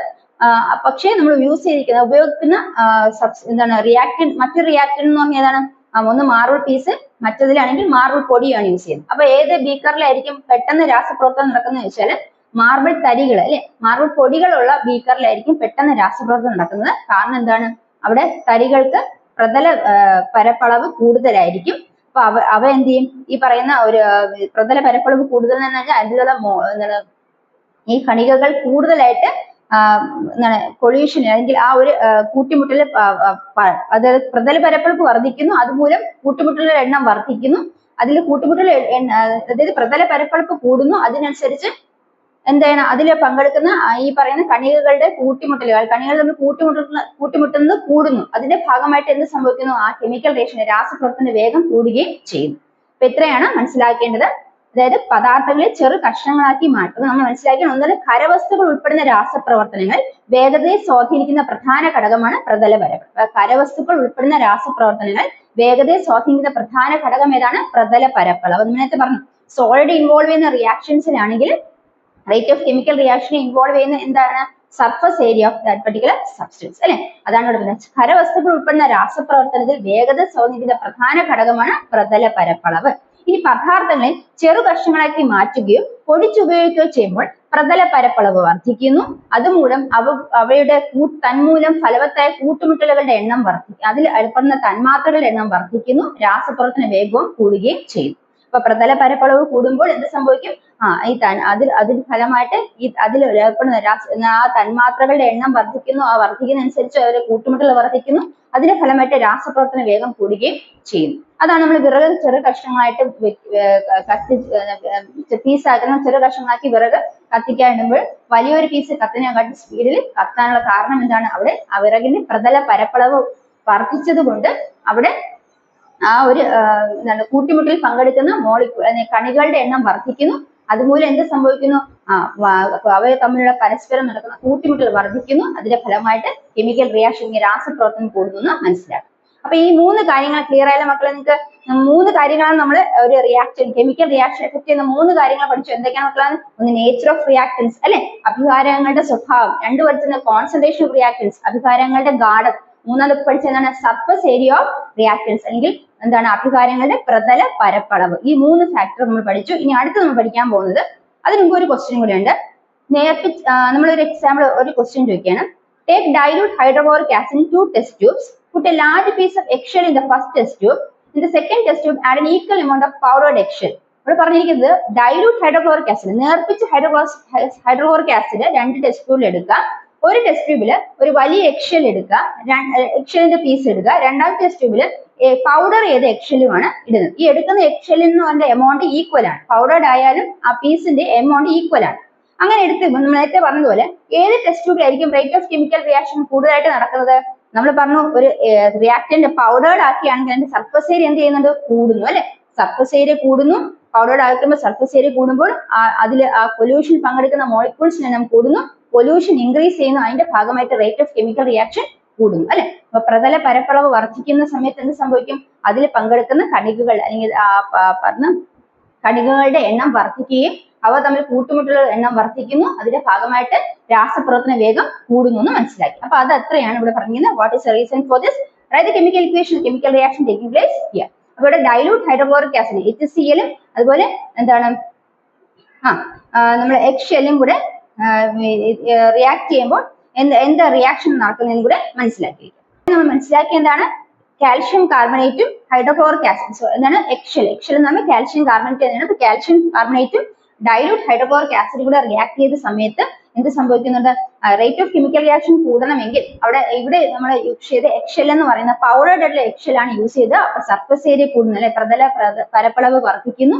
അപ്പം നമ്പർ ഓഫ് മോളിക്യൂൾസ് അതിൽ പാർട്ടിസിപ്പേറ്റ് ചെയ്യുന്ന മോളിക്യൂൾസ് എണ്ണം ഇൻക്രീസ് ചെയ്യുന്നു, പൊല്യൂഷൻ ഇൻക്രീസ് ചെയ്യുന്നു, അങ്ങനെ കെമിക്കൽ റിയാക്ഷൻ ഇൻക്രീസ് ചെയ്യുന്നു. അപ്പൊ കാൽഷ്യം കാർബണേറ്റും HCl-ഉം കൂടെ ചെയ്യുന്ന കാൽഷ്യം ക്ലോറൈഡും വാട്ടറും കാർബൺ ഡയോക്സൈഡും ഉണ്ടാകുന്നത് ഓർത്ത് വയ്ക്കാം. അതാണ് കെമിക്കൽ റിയാക്ഷൻ കൂടെ നോക്കി. CaCO3 plus 2 HCl giving CaCl2 plus H2 plus CO2. അടുത്തൊരു ക്വസ്റ്റ്യൻ പറഞ്ഞിരുന്നത് fire crackers use to enrich celebrations contain magnesium. അപ്പൊ മെഗ്നീഷ്യം അതായത് സെലിബ്രേഷൻസിനൊക്കെ യൂസ് ചെയ്യുന്ന ഫയർ ക്രാക്കേഴ്സിൽ മെഗ്നീഷ്യം ഉണ്ട്. അപ്പൊ magnesium gives off a rich glow in burns. അതായത് മെഗ്നീഷ്യം ബേൺ ചെയ്യുമ്പോൾ നല്ലൊരു ഗ്ലോ നമുക്ക് കിട്ടും. ഇപ്പൊ മെഗ്നീഷ്യം പൗഡർ ആണ് ഇവിടെ ഉപയോഗിക്കുന്നത്. അപ്പൊ എന്തായിരിക്കാം മെഗ്നീഷ്യം പൗഡർ ഉപയോഗിക്കാൻ കാരണം? നമ്മൾ പറഞ്ഞു നേരത്തെ പറഞ്ഞത് സർഫസ് ഏരിയ അല്ലെ, ഒരു റിയാക്ടന്റിൽ പങ്കെടുക്കുന്ന സോളിഡ്സ് ഉണ്ടെങ്കിൽ ആ റിയാക്ടൻസിൽ സോളിഡ്സ് പ്രസന്റ് ആണെങ്കിൽ സോളിഡ്സ് ഇൻവോൾവ് ചെയ്യുന്ന റിയാക്ടൻസ് കെമിക്കൽ റിയാക്ഷൻ കൂടണമെങ്കിൽ ആ സോളിഡ്സ് ഏത് ഫോമിലിരിക്കണം? പൗഡേർഡ് ഫോമിലായിരിക്കും. അപ്പൊ ഇവിടെ മെഗ്നീഷ്യം പൗഡേർഡ് ഫോമിലായിരുന്നപ്പോൾ അതിന്റെ സർഫസ് ഏരിയ എന്ത് ചെയ്യുന്നു? ഇൻക്രീസ് ചെയ്യുന്നു. അപ്പൊ സർഫസ് ഏരിയ ഇൻക്രീസ് ചെയ്യുന്ന സമയത്ത് നമ്പർ ഓഫ് മോളിക്യൂൾസ് ഇൻക്രീസ് ചെയ്യുന്നു. അപ്പൊ പൊല്യൂഷൻ എഫക്റ്റീവ് പൊല്യൂഷൻ ഇൻക്രീസ് ചെയ്യുന്നു. അതിന്റെ ഭാഗമായിട്ട് റേറ്റ് ഓഫ് കെമിക്കൽ റിയാക്ഷൻ കൂടുന്നു. അപ്പൊ നന്നായിട്ട് ഗ്ലോ കിട്ടുന്നതാണ് എന്ത് ഉപയോഗിച്ചിരിക്കുന്നത്? ഇവിടെ മെഗ്നീഷ്യം പൗഡർ യൂസ് ചെയ്തിരിക്കുന്നത് മനസ്സിലാക്കുക. അപ്പൊ അത്രയാണ് നമ്മൾ മനസ്സിലാക്കേണ്ടത്. അടുത്ത നമ്മൾ പ്രധാനപ്പെട്ട ഫാക്ടർ എന്താണ്? അപ്പൊ നമ്മൾ മനസ്സിലാക്കി പൗഡേർഡ് ആയിട്ട് അല്ലെങ്കിൽ എന്താണ് പൗഡർ ആയിട്ടിരിക്കുന്ന മെഗ്നീഷ്യം ആണ് യൂസ് ചെയ്തുകൊണ്ടാണ് അവിടെ എന്ത് സംഭവിച്ചത്? റേറ്റ് ഓഫ് കെമിക്കൽ റിയാക്ഷൻ അല്ലെങ്കിൽ രാസപ്രവർത്തന വേഗം കൂടിയെന്ന് മനസ്സിലാക്കും.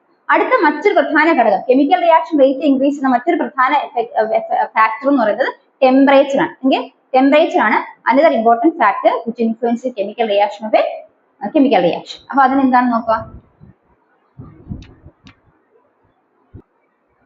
അപ്പൊ കെമിക്കൽ റിയാക്ഷൻ ഇൻഫ്ലുവൻസ് ചെയ്യുന്ന മറ്റൊരു ഫാക്ടറാണ് ടെമ്പറേച്ചർ അല്ലെങ്കിൽ താപനില. നമുക്കൊരു എക്സ്പെരിമെന്റ് ചെയ്ത് നോക്കാം. അതിൽ ടെക്സ്റ്റ് പറഞ്ഞിരിക്കുന്നത് അമോണിയം ക്ലോറൈഡും സോഡിയം ഹൈഡ്രോക്സൈഡും നമ്മൾ റിയാക്ട് ചെയ്യുന്നു. അമോണിയം ക്ലോറൈഡും സോഡിയം ഹൈഡ്രോക്സൈഡും റിയാക്ട് ചെയ്യുന്നു. അപ്പൊ അമോണിയം ക്ലോറൈഡും സോഡിയം ഹൈഡ്രോക്സൈഡും റിയാക്ട് ചെയ്യുമ്പോൾ എന്തൊക്കെ പ്രോഡക്ട്സ് ആണ് കിട്ടുന്നത് നമുക്ക് നോക്കാം. അമോണിയം ക്ലോറൈഡും സോഡിയം ഹൈഡ്രോക്സൈഡും റിയാക്ട് ചെയ്യുമ്പോൾ NH4Cl പ്ലസ് സോഡിയം ക്ലോറൈഡ് അല്ലെ, സോഡിയം ഹൈഡ്രോക്സൈഡ്. അമോണിയം ക്ലോറൈഡും സോഡിയം ഹൈഡ്രോക്സൈഡും റിയാക്ട് ചെയ്യുമ്പോൾ എന്തൊക്കെ പ്രോഡക്ട്സ് ആണ് കിട്ടുന്നത്? NaCl sodium chloride plus H2O plus NH3. എന്താണ്? NaCl plus H2O plus NH3. NH3 എന്നാണ് അത് അമോണിയാണ് ഓർത്ത് വയ്ക്കുക. അപ്പൊ അമോണിയം ക്ലോറൈഡും സോഡിയം ഹൈഡ്രോക്സൈഡും നമ്മൾ റിയാക്ട് ചെയ്യുമ്പോൾ നമുക്ക് കിട്ടുന്നത് അമോണിയം ക്ലോറൈഡും സോഡിയം ഹൈഡ്രോക്സൈഡ് റിയാക്ട് ചെയ്യുമ്പോൾ നമുക്ക് സോഡിയം ക്ലോറൈഡും വാട്ടറും അമോണിയാണ് കിട്ടുന്നത്. അപ്പൊ ഈ റിയാക്ഷനിൽ എന്ത് നമുക്ക് നോക്കാം. ഈ റിയാക്ഷൻ സമയത്ത് നമ്മൾ ആദ്യം ഒരു 2 ml of ammonium chloride solution test ട്യൂബിൽ എടുക്കുന്നത്. അതിലേക്ക് 2 ml sodium hydroxide solution add ചെയ്യുന്നു. അപ്പൊ ടെസ്റ്റ് ട്യൂബില് നമ്മൾ 2 ml അമോണിയം ക്ലോറൈഡ് സൊല്യൂഷൻ എടുക്കുന്നു. അതിലേക്ക് 2 ml sodium hydroxide solution add ചെയ്യുന്നു. എന്നിട്ട് എന്ത് സംഭവിക്കുന്നു? What is A product? What is observe the formation of any product? Can you observe any formation? അപ്പൊ നമ്മൾ ആ ടെസ്റ്റ് ട്യൂബിൽ കൈ വേവ് ഹാൻഡ് ഇങ്ങനെ വേവ് ചെയ്യുന്ന സമയത്ത് നമുക്ക് വല്ല സ്മെല്ല് എക്സ്പീരിയൻസ് ചെയ്യാൻ സാധിക്കുമെന്ന് ചോദിച്ചാൽ നമുക്ക് അതിൽ സ്മെല്ല് വലുതായിട്ട് എക്സ്പീരിയൻസ് ചെയ്യാൻ സാധിക്കുന്നില്ല. പക്ഷെ ഇവിടെ ഒരു ഗ്യാസ് ഇൻവോൾവ് ചെയ്തിട്ടുണ്ട്, നമുക്ക് റിയാക്ഷൻ മനസ്സിലായി. അപ്പൊ ഇവിടെ നമ്മൾ ടെസ്റ്റ് ട്യൂബ് ഹീറ്റ് ചെയ്യുന്നു, ഈ ടെസ്റ്റ് ട്യൂബ് മിക്സ് ചെയ്ത് ഹീറ്റ് ചെയ്യാണ് ചെയ്യുന്നത്. ഹീറ്റ് ചെയ്യുന്ന സമയത്ത് നമുക്ക് സ്മെല്ല് പിന്നെയും നമ്മൾ ചെക്ക് ചെയ്യാൻ ചെയ്യും. അപ്പൊ നമ്മളൊരു എക്സ്പെരിമെന്റ് ചെയ്തത് അമോണിയം ക്ലോറൈഡും സോഡിയം ഹൈഡ്രോക്സൈഡും ടെസ്റ്റ് ട്യൂബിൽ എടുക്കുന്നു. 2 ml of ammonium chloride solution എടുക്കുന്നു. ഇനി അതിലേക്ക് 2 ml sodium hydroxide solution add ചെയ്യുന്നു. അപ്പോൾ നമുക്ക് കിട്ടിയ റിയാക്ഷൻ ഇങ്ങനെ NaCl + H2O + NH3 എന്നാണ് കിട്ടിയത്. അപ്പോൾ നമുക്ക് ഇവിടെ ഒരു സ്മെല്ലൊന്നും നമ്മൾ ഇത് നമുക്ക് മനസ്സിലാവും, സ്മെല്ലൊന്നും അടിക്കുന്നില്ല. പക്ഷെ നമ്മൾ ഈ ടെസ്റ്റ് ട്യൂബ് ഹീറ്റ് ചെയ്യുകയാണെങ്കിൽ, നമ്മൾ ടെസ്റ്റ് ട്യൂബ് ഹീറ്റ് ചെയ്തിട്ട് സ്മെല്ല് ചെക്ക് ചെയ്യുകയാണെങ്കിൽ നമുക്കൊരു പങ്ക്ചൻ സ്മെൽ ഓഫ് അമോണിയ നമുക്ക് ഫീൽ ചെയ്യാം. അപ്പൊ ഒരു പങ്ക്ചൻ സ്മെൽ ഓഫ് അമോണിയ നമുക്ക് കിട്ടും എപ്പോഴാണ് ടെസ്റ്റ് ട്യൂബ് ഹീറ്റ് ചെയ്യപ്പെടുമ്പോൾ. അതായത് റേറ്റ് ഓഫ് റിയാക്ഷൻ അവിടെ കൂടിയത് എന്തുകൊണ്ടാണ്? അവിടെ ടെമ്പറേച്ചർ നമ്മൾ ഹീറ്റ് ചെയ്തപ്പോൾ ടെമ്പറേച്ചർ കൂട്ടിയപ്പോഴാണ് നമുക്ക് ആ റേറ്റ് ഓഫ് റിയാക്ഷൻ കൂടിയതിന്റെ ഫലമായിട്ടാണ് അവിടെ സ്മെല്ല് നമുക്ക് ഫീൽ ചെയ്യാൻ സാധിച്ചത്. ആദ്യത്തെ കേസിൽ നമ്മൾ റിയാക്ഷൻ നടന്ന സമയത്ത് അവിടെ നമുക്ക് വലുതായിട്ട് സ്മെല്ല് ഫീൽ ചെയ്യാത്തതിന് കാരണം അവിടെ റിയാക്ഷൻ റേറ്റ് വളരെ കുറവായിരുന്നു. ഇനി ഈ ടെസ്റ്റ് ട്യൂബ് നമ്മൾ ഹീറ്റ് ചെയ്ത സമയത്ത് എന്ത് സംഭവിച്ചു? ടെമ്പറേച്ചർ കൂട്ടുകയാണ് ചെയ്തത് അല്ലെ. ടെമ്പറേച്ചർ കൂട്ടിയപ്പോൾ കെമിക്കൽ റിയാക്ഷൻ റേറ്റ് കൂടുകയും നമുക്ക് ആ സ്മെല്ല് ഫീൽ ചെയ്യാൻ സാധിക്കുകയും ചെയ്തു. അതാണ് ഇവിടെ മനസ്സിലാക്കിയത്. അപ്പൊ ഇവിടെ ഫസ്റ്റ് മനസ്സിലാക്കേണ്ടത് reactants undergoing a chemical reaction require a certain amount of kinetic energy to get converted to products. അപ്പൊ ഏതൊരു റിയാക്ഷനിലും റിയാക്ടൻസ് റിയാക്ട് ചെയ്യണമെങ്കിൽ, അപ്പൊ റിയാക്ടൻസ് ഒരു കെമിക്കൽ റിയാക്ഷനിൽ പങ്കെടുക്കുന്ന സമയത്ത് ആ ഒരു റിയാക്ടൻസ് പ്രോഡക്റ്റ് ആയിട്ട് മാറണമെങ്കിൽ അവർക്ക് ഒരു സർട്ടൻ എമൗണ്ട് ഓഫ് എനർജി ആവശ്യമുണ്ട്. ആ എനർജിയാണ് കൈനറ്റിക് എനർജി എന്ന് പറയുന്നത്. അപ്പോൾ ഒരു റിയാക്ടൻസിന് റിയാക്ഷന്റെ ഭാഗമായിട്ട് അവ പ്രോഡക്ട്സ് ആയിട്ട് മാറണമെങ്കിൽ they require a certain amount of kinetic energy. ആ കൈനറ്റിക് എനർജിയാണ് ത്രെഷോൾഡ് എനർജി എന്ന് പറയുന്നത്. അപ്പോൾ ഒരു റിയാക്ടൻസ് കെമിക്കൽ റിയാക്ഷനിൽ പങ്കെടുക്കുമ്പോൾ അവയ്ക്ക് പ്രോഡക്ട്സ് ആയിട്ട് പ്രോഡക്ട്സ് മാറണമെങ്കിൽ ഒരു certain amount of kinetic energy ആവശ്യമുണ്ട്. ആ കൈനറ്റിക് എനർജിയാണ് വിളിക്കുന്നത് അതിനെയാണ് ത്രെഷോൾഡ് എനർജി എന്ന് പറയുന്നത്. അപ്പൊ റിയാക്ടൻസ് ഹീറ്റ് ചെയ്യപ്പെടുമ്പോൾ ഈ പറയുന്ന പാർട്ടിക്കിൾസിന് കൈനറ്റിക് എനർജി കൂടുന്നു. അതിന്റെ ഫലമായിട്ട് അപ്പൊ പാർട്ടിക്കിൾസ് കൈനറ്റിക് എനർജി കൂടുന്നു അല്ലെ. റിയാക്ടൻസ് ഹീറ്റ് ചെയ്യുമ്പോൾ എന്ത് സംഭവിക്കും? സ്വാഭാവികമായിട്ട് അതിന്റെ kinetic energy particles kinetic energy കൂടുന്നു. അപ്പൊ ടെമ്പറേച്ചർ കൂടുകയാണ് അവിടെ ഹീറ്റ് ചെയ്യാന്ന് പറഞ്ഞ അർത്ഥം. അപ്പൊ എന്താണ് ആ പാർട്ടിക്കിൾസിന്റെ നമ്പർ ഓഫ് പാർട്ടിക്കിൾസിന് എന്താണ് ആ ത്രെഷോൾഡ് എനർജി കൂടുതൽ പാർട്ടിക്കിൾസിന് കിട്ടുകയും അതിന്റെ ഫലമായിട്ട് പൊല്യൂഷൻസിന് എണ്ണം കൂടും. Number of effective pollutions increase ചെയ്യും, rate of chemical reaction increase ചെയ്യുകയും ചെയ്യുന്നു. മനസ്സിലാക്കേണ്ടത് റിയാക്ടൻസിന് പ്രോഡക്ട്സ് ആയിട്ട് മാറണമെങ്കിൽ ഒരു certain number of kinetic energy ആവശ്യമുണ്ട്. അതിനെയാണ് ത്രെഷോൾഡ് എനർജി എന്ന് പറയുന്നത്.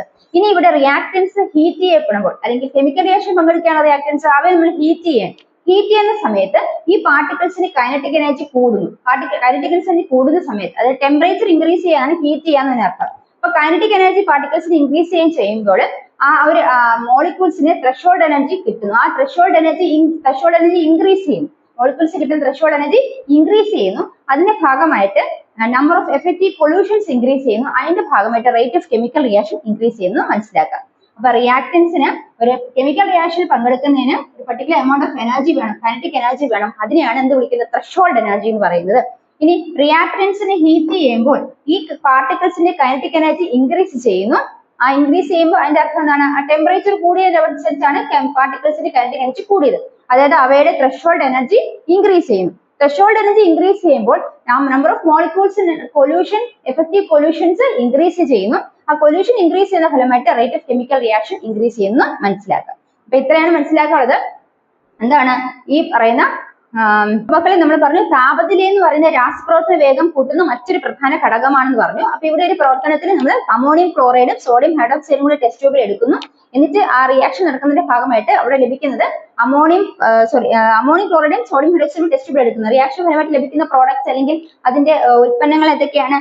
സോഡിയം ക്ലോറൈഡും ജലവും അതുപോലെ തന്നെ അമോണിയാണ് ലഭിക്കുന്നത്. പക്ഷെ ഇവിടെ നമുക്ക് അമോണിയ ലഭിക്കുന്നുവെങ്കിലും ആ സ്മെല്ല് അമോണിയയുടെ ആ ഗന്ധം നമുക്ക് തിരിച്ചറിയാൻ സാധിക്കുന്നില്ല. പക്ഷെ നമ്മൾ ഇതേ റിയാക്ഷൻ ചെയ്യുന്ന ആ ടെസ്റ്റ് ട്യൂബിനെ ചെറുതായിട്ട് ചൂടാക്കുന്ന സമയത്ത് എന്ത് സംഭവിക്കുന്നു? നമുക്ക് ഗന്ധം ഫീൽ ചെയ്യാം, അമോണിയയുടെ രൂക്ഷ ഗന്ധം നമുക്ക് മനസ്സിലാക്കാൻ സാധിക്കുന്നു. എന്തുകൊണ്ടാണ് അവിടെ ആ ഗന്ധം നമുക്ക് മനസ്സിലാക്കാൻ സാധിച്ചത്? ഇവിടെ രാസപ്രവർത്തന വേഗം കൂടിയത് കൊണ്ടാണ് നമുക്ക് ആ ഗന്ധം പെട്ടെന്ന് തിരിച്ചറിയാൻ സാധിച്ചത്. അതായത് ഇവിടെ നമ്മൾ ഹീറ്റ് ചെയ്യുമ്പോൾ ചൂട് ചൂടാക്കിയപ്പോഴത്തേക്കും അതിന്റെ താപനില വർദ്ധിച്ചു അല്ലെ. താപനില വർദ്ധിക്കുകയാണ് ഉണ്ടായത്. ഒരു രാസപ്രവർത്തനത്തിൽ പങ്കെടുക്കുന്ന അഭികാരങ്ങള് അപ്പൊ താപനില വർദ്ധിച്ചു. അതിന്റെ ഫലമായിട്ടാണ് അവിടെ കെമിക്കൽ റിയാക്ഷൻ അല്ലെങ്കിൽ രാസപ്രവർത്തന വേഗം കൂടിയത്. അതിന്റെ ഭാഗമായിട്ട് നമുക്ക് ആ ഒരു മണം നമുക്ക് ഗന്ധം തിരിച്ചറിയാൻ സാധിച്ചു.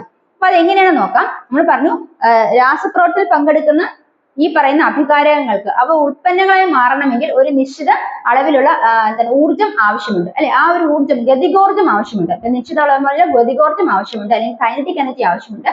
ഈ ഗതികോർജത്തിനെയാണ് എന്ത് പറയുന്നത്, ത്രെഷോൾഡ് എനർജി എന്ന് പറയുന്നത്. അപ്പൊ ത്രെഷോൾഡ് എനർജി എന്ന് പറയുന്നതാണ് ഈ രാസപ്രവർത്തനത്തിൽ പങ്കെടുക്കുന്ന അഭികാരകങ്ങൾക്ക് ലഭിക്കുന്ന ആ ഗതികോർജം. അതിനെയാണ് ത്രെഷോൾഡ് എനർജി എന്ന് പറയുന്നത്. ഇനി അഭികാരങ്ങൾ ചൂടാക്കപ്പെടുമ്പോൾ, ഇവയെ ചൂടാക്കുമ്പോൾ ഇവയുടെ കണികകളുടെ ഗതികോർജം വർദ്ധിക്കുന്നു. അപ്പൊ താപനില കൂടുന്നതനുസരിച്ച് ഈ ത്രെഷോൾഡ് എനർജി ഇൻക്രീസ് വർദ്ധിക്കുന്നു.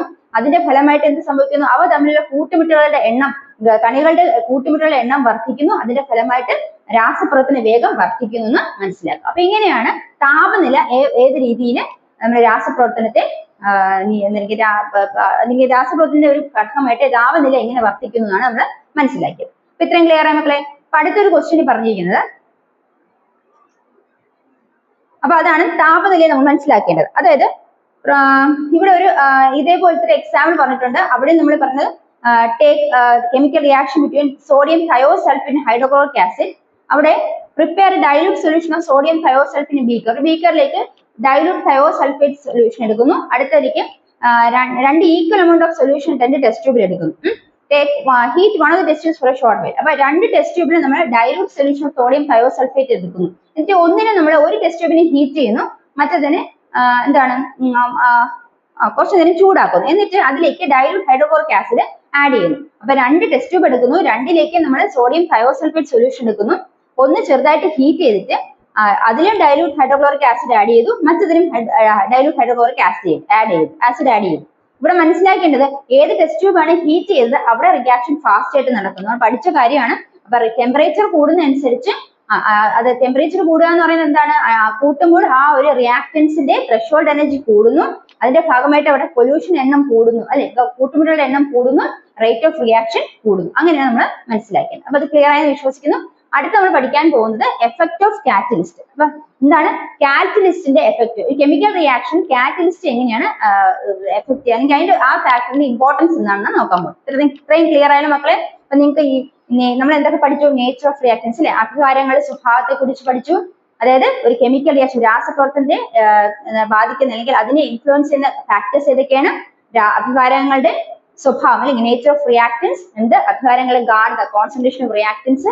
പിന്നെ പഠിച്ചത് എന്താണ്, താപനില പഠിച്ചു അല്ലെ, താപനില പഠിച്ചു. അടുത്ത എന്താ പറയുന്നത്, അതായത് താപനില ടെമ്പറേച്ചറിനെ കുറിച്ച് പഠിച്ചു. ഇനി പറയാൻ പോകുന്നത് എഫക്ട് ഓഫ് കാറ്റലിസ്റ്റിനെ കുറിച്ചാണ്. അപ്പൊ നമുക്ക് നോക്കാം എഫക്ട് ഓഫ് കാറ്റലിസ്റ്റ് എന്താണ്, അതിന് എന്തൊക്കെയാണ് നമുക്ക് പഠിക്കാനുള്ളത് നോക്കാം. പിന്നെ നമ്മൾ ഒരു കാര്യം കൂടി പഠിച്ചു, സർഫസ് ഏരിയ, പ്രതല പരപ്പളവ് അല്ലെ, സർഫസ് ഏരിയ റിയാക്ടൻസിന്റെ പ്രതല പരപ്പളവ്, സർഫസ് ഏരിയ ഏതിനെ ഇൻഫ്ലുവൻസ് ചെയ്യുന്നു, rate of chemical reaction effect ചെയ്യുന്നു ഓർത്ത് വയ്ക്കുക. അടുത്ത 5th ഫാക്ടർ ആണ് എഫക്ട് ഓഫ് കാറ്റലിസ്റ്റ്. നമുക്ക് നോക്കാം എന്തൊക്കെയാണ് അതിൽ പഠിക്കാനുള്ളത്. അപ്പൊ അടുത്ത കെമിക്കൽ റിയാക്ഷൻ ഇൻഫ്ലുവൻസ് ചെയ്യുന്ന ഫാക്ടർ ആണ് എഫക്ട് ഓഫ് കാറ്റലിസ്റ്റ്. കാറ്റലിസ്റ്റിനാണ് അടുത്ത കെമിക്കൽ റിയാക്ഷൻ എഫക്ട് ചെയ്യുന്ന ഫാക്ടർ. അപ്പൊ കാറ്റലിസ്റ്റിന്റെ എഫക്റ്റ് ആണ് നമ്മൾ പഠിക്കാൻ പോകുന്നത്. അല്ലെങ്കിൽ എന്താണ്, ഉൾപ്രേരകങ്ങളുടെ സ്വാധീനം. ഉൾപ്രേരകങ്ങളുടെ സ്വാധീനമാണ് അടുത്ത മനസ്സിലാക്കാൻ പോകുന്നത്. അതിന് നമ്മൾ ഒരു കെമിക്കൽ ഒരു റിയാക്ഷൻ നോക്കാം. ഹൈഡ്രജൻ പെറോക്സൈഡ് എടുക്കുന്നു. ഈ ഹൈഡ്രജൻ പെറോക്സൈഡ് എന്ന് പറയുന്നത് സാനിറ്റൈസറുകളിൽ കാണപ്പെടുന്നതാണ്. അപ്പൊ സാനിറ്റൈസറിൽ യൂസ് ചെയ്യുന്ന ഹൈഡ്രജൻ പെറോക്സൈഡിൽ ഒരു റിയാക്ഷൻ ചെയ്യുന്നു. അപ്പൊ ഹൈഡ്രജൻ പെറോക്സൈഡ് ഡീകമ്പോസ് ചെയ്യുന്നു. H2O2 ആണ് ഹൈഡ്രജൻ പെറോക്സൈഡ് ഡീകമ്പോസ് ചെയ്ത് വാട്ടറും ഓക്സിജനും പുറത്തേക്ക് വിടുന്നു. അപ്പൊ ഓക്സിജനെ പുറത്തേക്ക് വിടുകയാണ് ചെയ്യുന്നത്. ഇങ്ങനെ ഈ hydrogen peroxide solution boiling test ട്യൂബിൽ എടുക്കുന്നു. ആ ബോയിലിംഗ് ടെസ്റ്റ് ട്യൂബിൽ എടുത്തതിന് ശേഷം അതിലേക്ക് ഒരു ബേണിംഗ് ഇൻസെൻസ് സ്റ്റിക്ക്, അത് കത്തുന്ന സമയത്തിൽ നമ്മൾ ബോയിലിംഗ് ടെസ്റ്റ് ട്യൂബിലേക്ക് വെക്കുമ്പോഴത്തേക്കും നമുക്ക് എന്ത് കാണാൻ സാധിക്കും, അവിടെ ഓക്സിജൻ പുറത്തേക്ക് ലിബറേറ്റ് ചെയ്യണം അല്ലെ, ഈ ടെസ്റ്റ് ട്യൂബിൽ നിന്ന് പുറത്തേക്ക് ഡീകമ്പോസ് ചെയ്ത് ഓക്സിജൻ ലിബറേറ്റ് ചെയ്യണം. അതുകൊണ്ട് ആ ഇൻസെൻസ് സ്റ്റിക്ക് അല്ലെങ്കിൽ ആ ചന്ദനത്തിന് എന്ത് ചെയ്യും, കത്ത് തന്നെ ചെയ്യും അല്ലെ. ഇനി ഇവിടെ സംഭവിക്കുന്നത് മറ്റൊരു കാര്യം, ഇതിലേക്ക് ഒരു ലിറ്റിൽ മെഗ്നീഷ്യം ഡയോക്സൈഡ് ഈ ബോയിലിംഗ് ടെസ്റ്റ് ട്യൂബിലേക്ക് ആഡ് ചെയ്യുന്നു. എന്താണ്, കുറച്ച് മെഗ്നീഷ്യം ഡയോക്സൈഡ് ബോയിലിംഗ് ടെസ്റ്റ് ട്യൂബിലേക്ക് ആഡ് ചെയ്തിട്ട് ഈ ബേണിംഗ് ഇൻസെൻസ് സ്റ്റിക്ക് അത് പിന്നെ അതിലേക്ക് ഈ ട്യൂബിലേക്ക് ഇടുകയാണ് ചെയ്തത്, ഇൻസേർട്ട് ചെയ്യുകയാണ് ചെയ്തത്. അപ്പൊ ആദ്യത്തെ കേസ് നമ്മൾ പറഞ്ഞു ഇവിടെ ഒരു ബേണിംഗ് ഇൻസെൻസ് സ്റ്റിക്ക് ഇൻസേർട്ട് ചെയ്യുന്ന സമയത്ത് അവിടെ കത്തുന്നുണ്ട് അല്ലെ.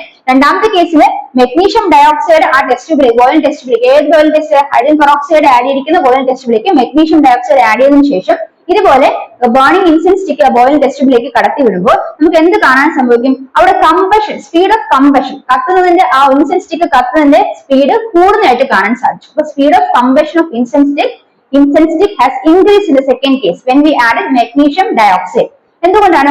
അവിടെ rate of decomposition hydrogen peroxide കൂടുകയാണ് ചെയ്തത് അല്ലെ. അപ്പൊ ഇവിടെ മെഗ്നീഷ്യം ഡയോക്സൈഡ് ആ പറയുന്ന ബോയിലിംഗ് ടെസ്റ്റ് ട്യൂബിലേക്ക് ഹൈഡ്രജൻ പെറോക്സൈഡ് എടുത്തിരിക്കുന്ന ബോയിലിംഗ് ടെസ്റ്റ് ട്യൂബിലേക്ക് മെഗ്നീഷ്യം ഡയോക്സൈഡ് രണ്ടാമത്തെ കേസിൽ ആഡ് ചെയ്യുന്ന സമയത്ത് നമുക്ക് മനസ്സിലായി അവിടെ എന്താണ് ഹൈഡ്രജൻ പെറോക്സൈഡ് പെട്ടെന്ന് ഡീകമ്പോസ് ചെയ്യുന്നു, അതിന്റെ സ്പീഡ് കൂടുന്നു, ഹൈഡ്രജൻ പെറോക്സൈഡ് ഡീകമ്പോസിന്റെ സ്പീഡ് കൂടുന്നു, അതിന്റെ ഭാഗമായിട്ട് കൂടുതൽ ഓക്സിജൻ വെളിയിലേക്ക് ലിബറേറ്റ് ചെയ്യപ്പെടുന്നു. അതിന്റെ ഫലമായിട്ടാണ് നമ്മൾ ഇൻസെൻസ് സ്റ്റിക്കിനെ അകത്തേക്ക് ബേൺ ചെയ്ത ഇൻസെൻസ് സ്റ്റിക്കിനെ ബോയിലിംഗ് ട്യൂബിലേക്ക് പുട്ട് ചെയ്തപ്പോഴത്തേക്കും എന്താണ് കൂടുതൽ സ്പീഡിൽ അവിടെ കമ്പഷൻ നടന്നത്. എന്തുകൊണ്ടാണ്? കൂടുതൽ ഓക്സിജൻ അവിടെ റിലീസ് ചെയ്യപ്പെട്ടു. എന്തുകൊണ്ടാണ് കൂടുതൽ ഓക്സിജൻ റിലീസ് ചെയ്യപ്പെട്ടത്? മാംഗനസ് ഡയോക്സൈഡ് എന്ന് പറയുന്ന ഒരു സബ്സ്റ്റൻസ് നമ്മൾ ഏതിലേക്ക് ആഡ് ചെയ്തു? ഈ ബോയിലിംഗ് ടെസ്റ്റ് ട്യൂബിലേക്ക് ആഡ് ചെയ്തു. ഹൈഡ്രജൻ പെറോക്സൈഡ് ഉണ്ടായിരുന്ന ബോയിലിംഗ് ടെസ്റ്റ് ട്യൂബിലേക്ക് മാംഗനസ് ഡയോക്സൈഡ് ആഡ് ചെയ്തതിന്റെ ഫലമായിട്ട് എന്താണ് റിയാക്ഷൻ റേറ്റ് കൂടുകയും എന്താണ് ഇവിടെ ഓക്സിജൻ കൂടുതലായിട്ട് പുറത്തേക്ക് ലിബറേറ്റ് ചെയ്യപ്പെടുന്നു. അതിന്റെ ഫലമായിട്ട് കമ്പഷൻ ഇൻസെൻസ് സ്റ്റിക്ക് കമ്പഷൻ കൂടുകയും ചെയ്തു. So the speed of combustion incense stick has increased. This is because the rate of decomposition of hydrogen peroxide increases and more oxygen is released. മനസ്സിലായോ? Incense സ്റ്റിക്കിന്റെ combustion കൂടിയത് എന്തുകൊണ്ടാണ്? Hydrogen peroxide decomposition rate കൂടി. എന്തുകൊണ്ടാണ്? Manganese dioxide add ചെയ്തതിന്റെ ഫലമായിട്ടാണ് കൂടുതൽ oxygen പുറത്തേക്ക് release ചെയ്യപ്പെടുകയും ചെയ്തു. അപ്പൊ ഇവിടെ ഹൈഡ്രജൻ പെറോക്സൈഡ് ഡീകമ്പോസിഷൻ ഇൻക്രീസ് ചെയ്യാനുള്ള ഉപയോഗിച്ച സബ്സ്റ്റൻസ് ഏതാണ്? മാംഗനസ് ഡയോക്സൈഡ് ആണ്. അപ്പൊ മാംഗനസ് ഡയോക്സൈഡ് ആണ് എന്ന സബ്സ്റ്റൻസ് ആണ് ഹൈഡ്രജൻ പെറോക്സൈഡ് ഡീകമ്പോസിഷൻ ആക്സിലറേഷൻ കൂട്ടി അല്ലെങ്കിൽ ആക്സിലേറ്റ് ചെയ്ത് കൂട്ടിയത്.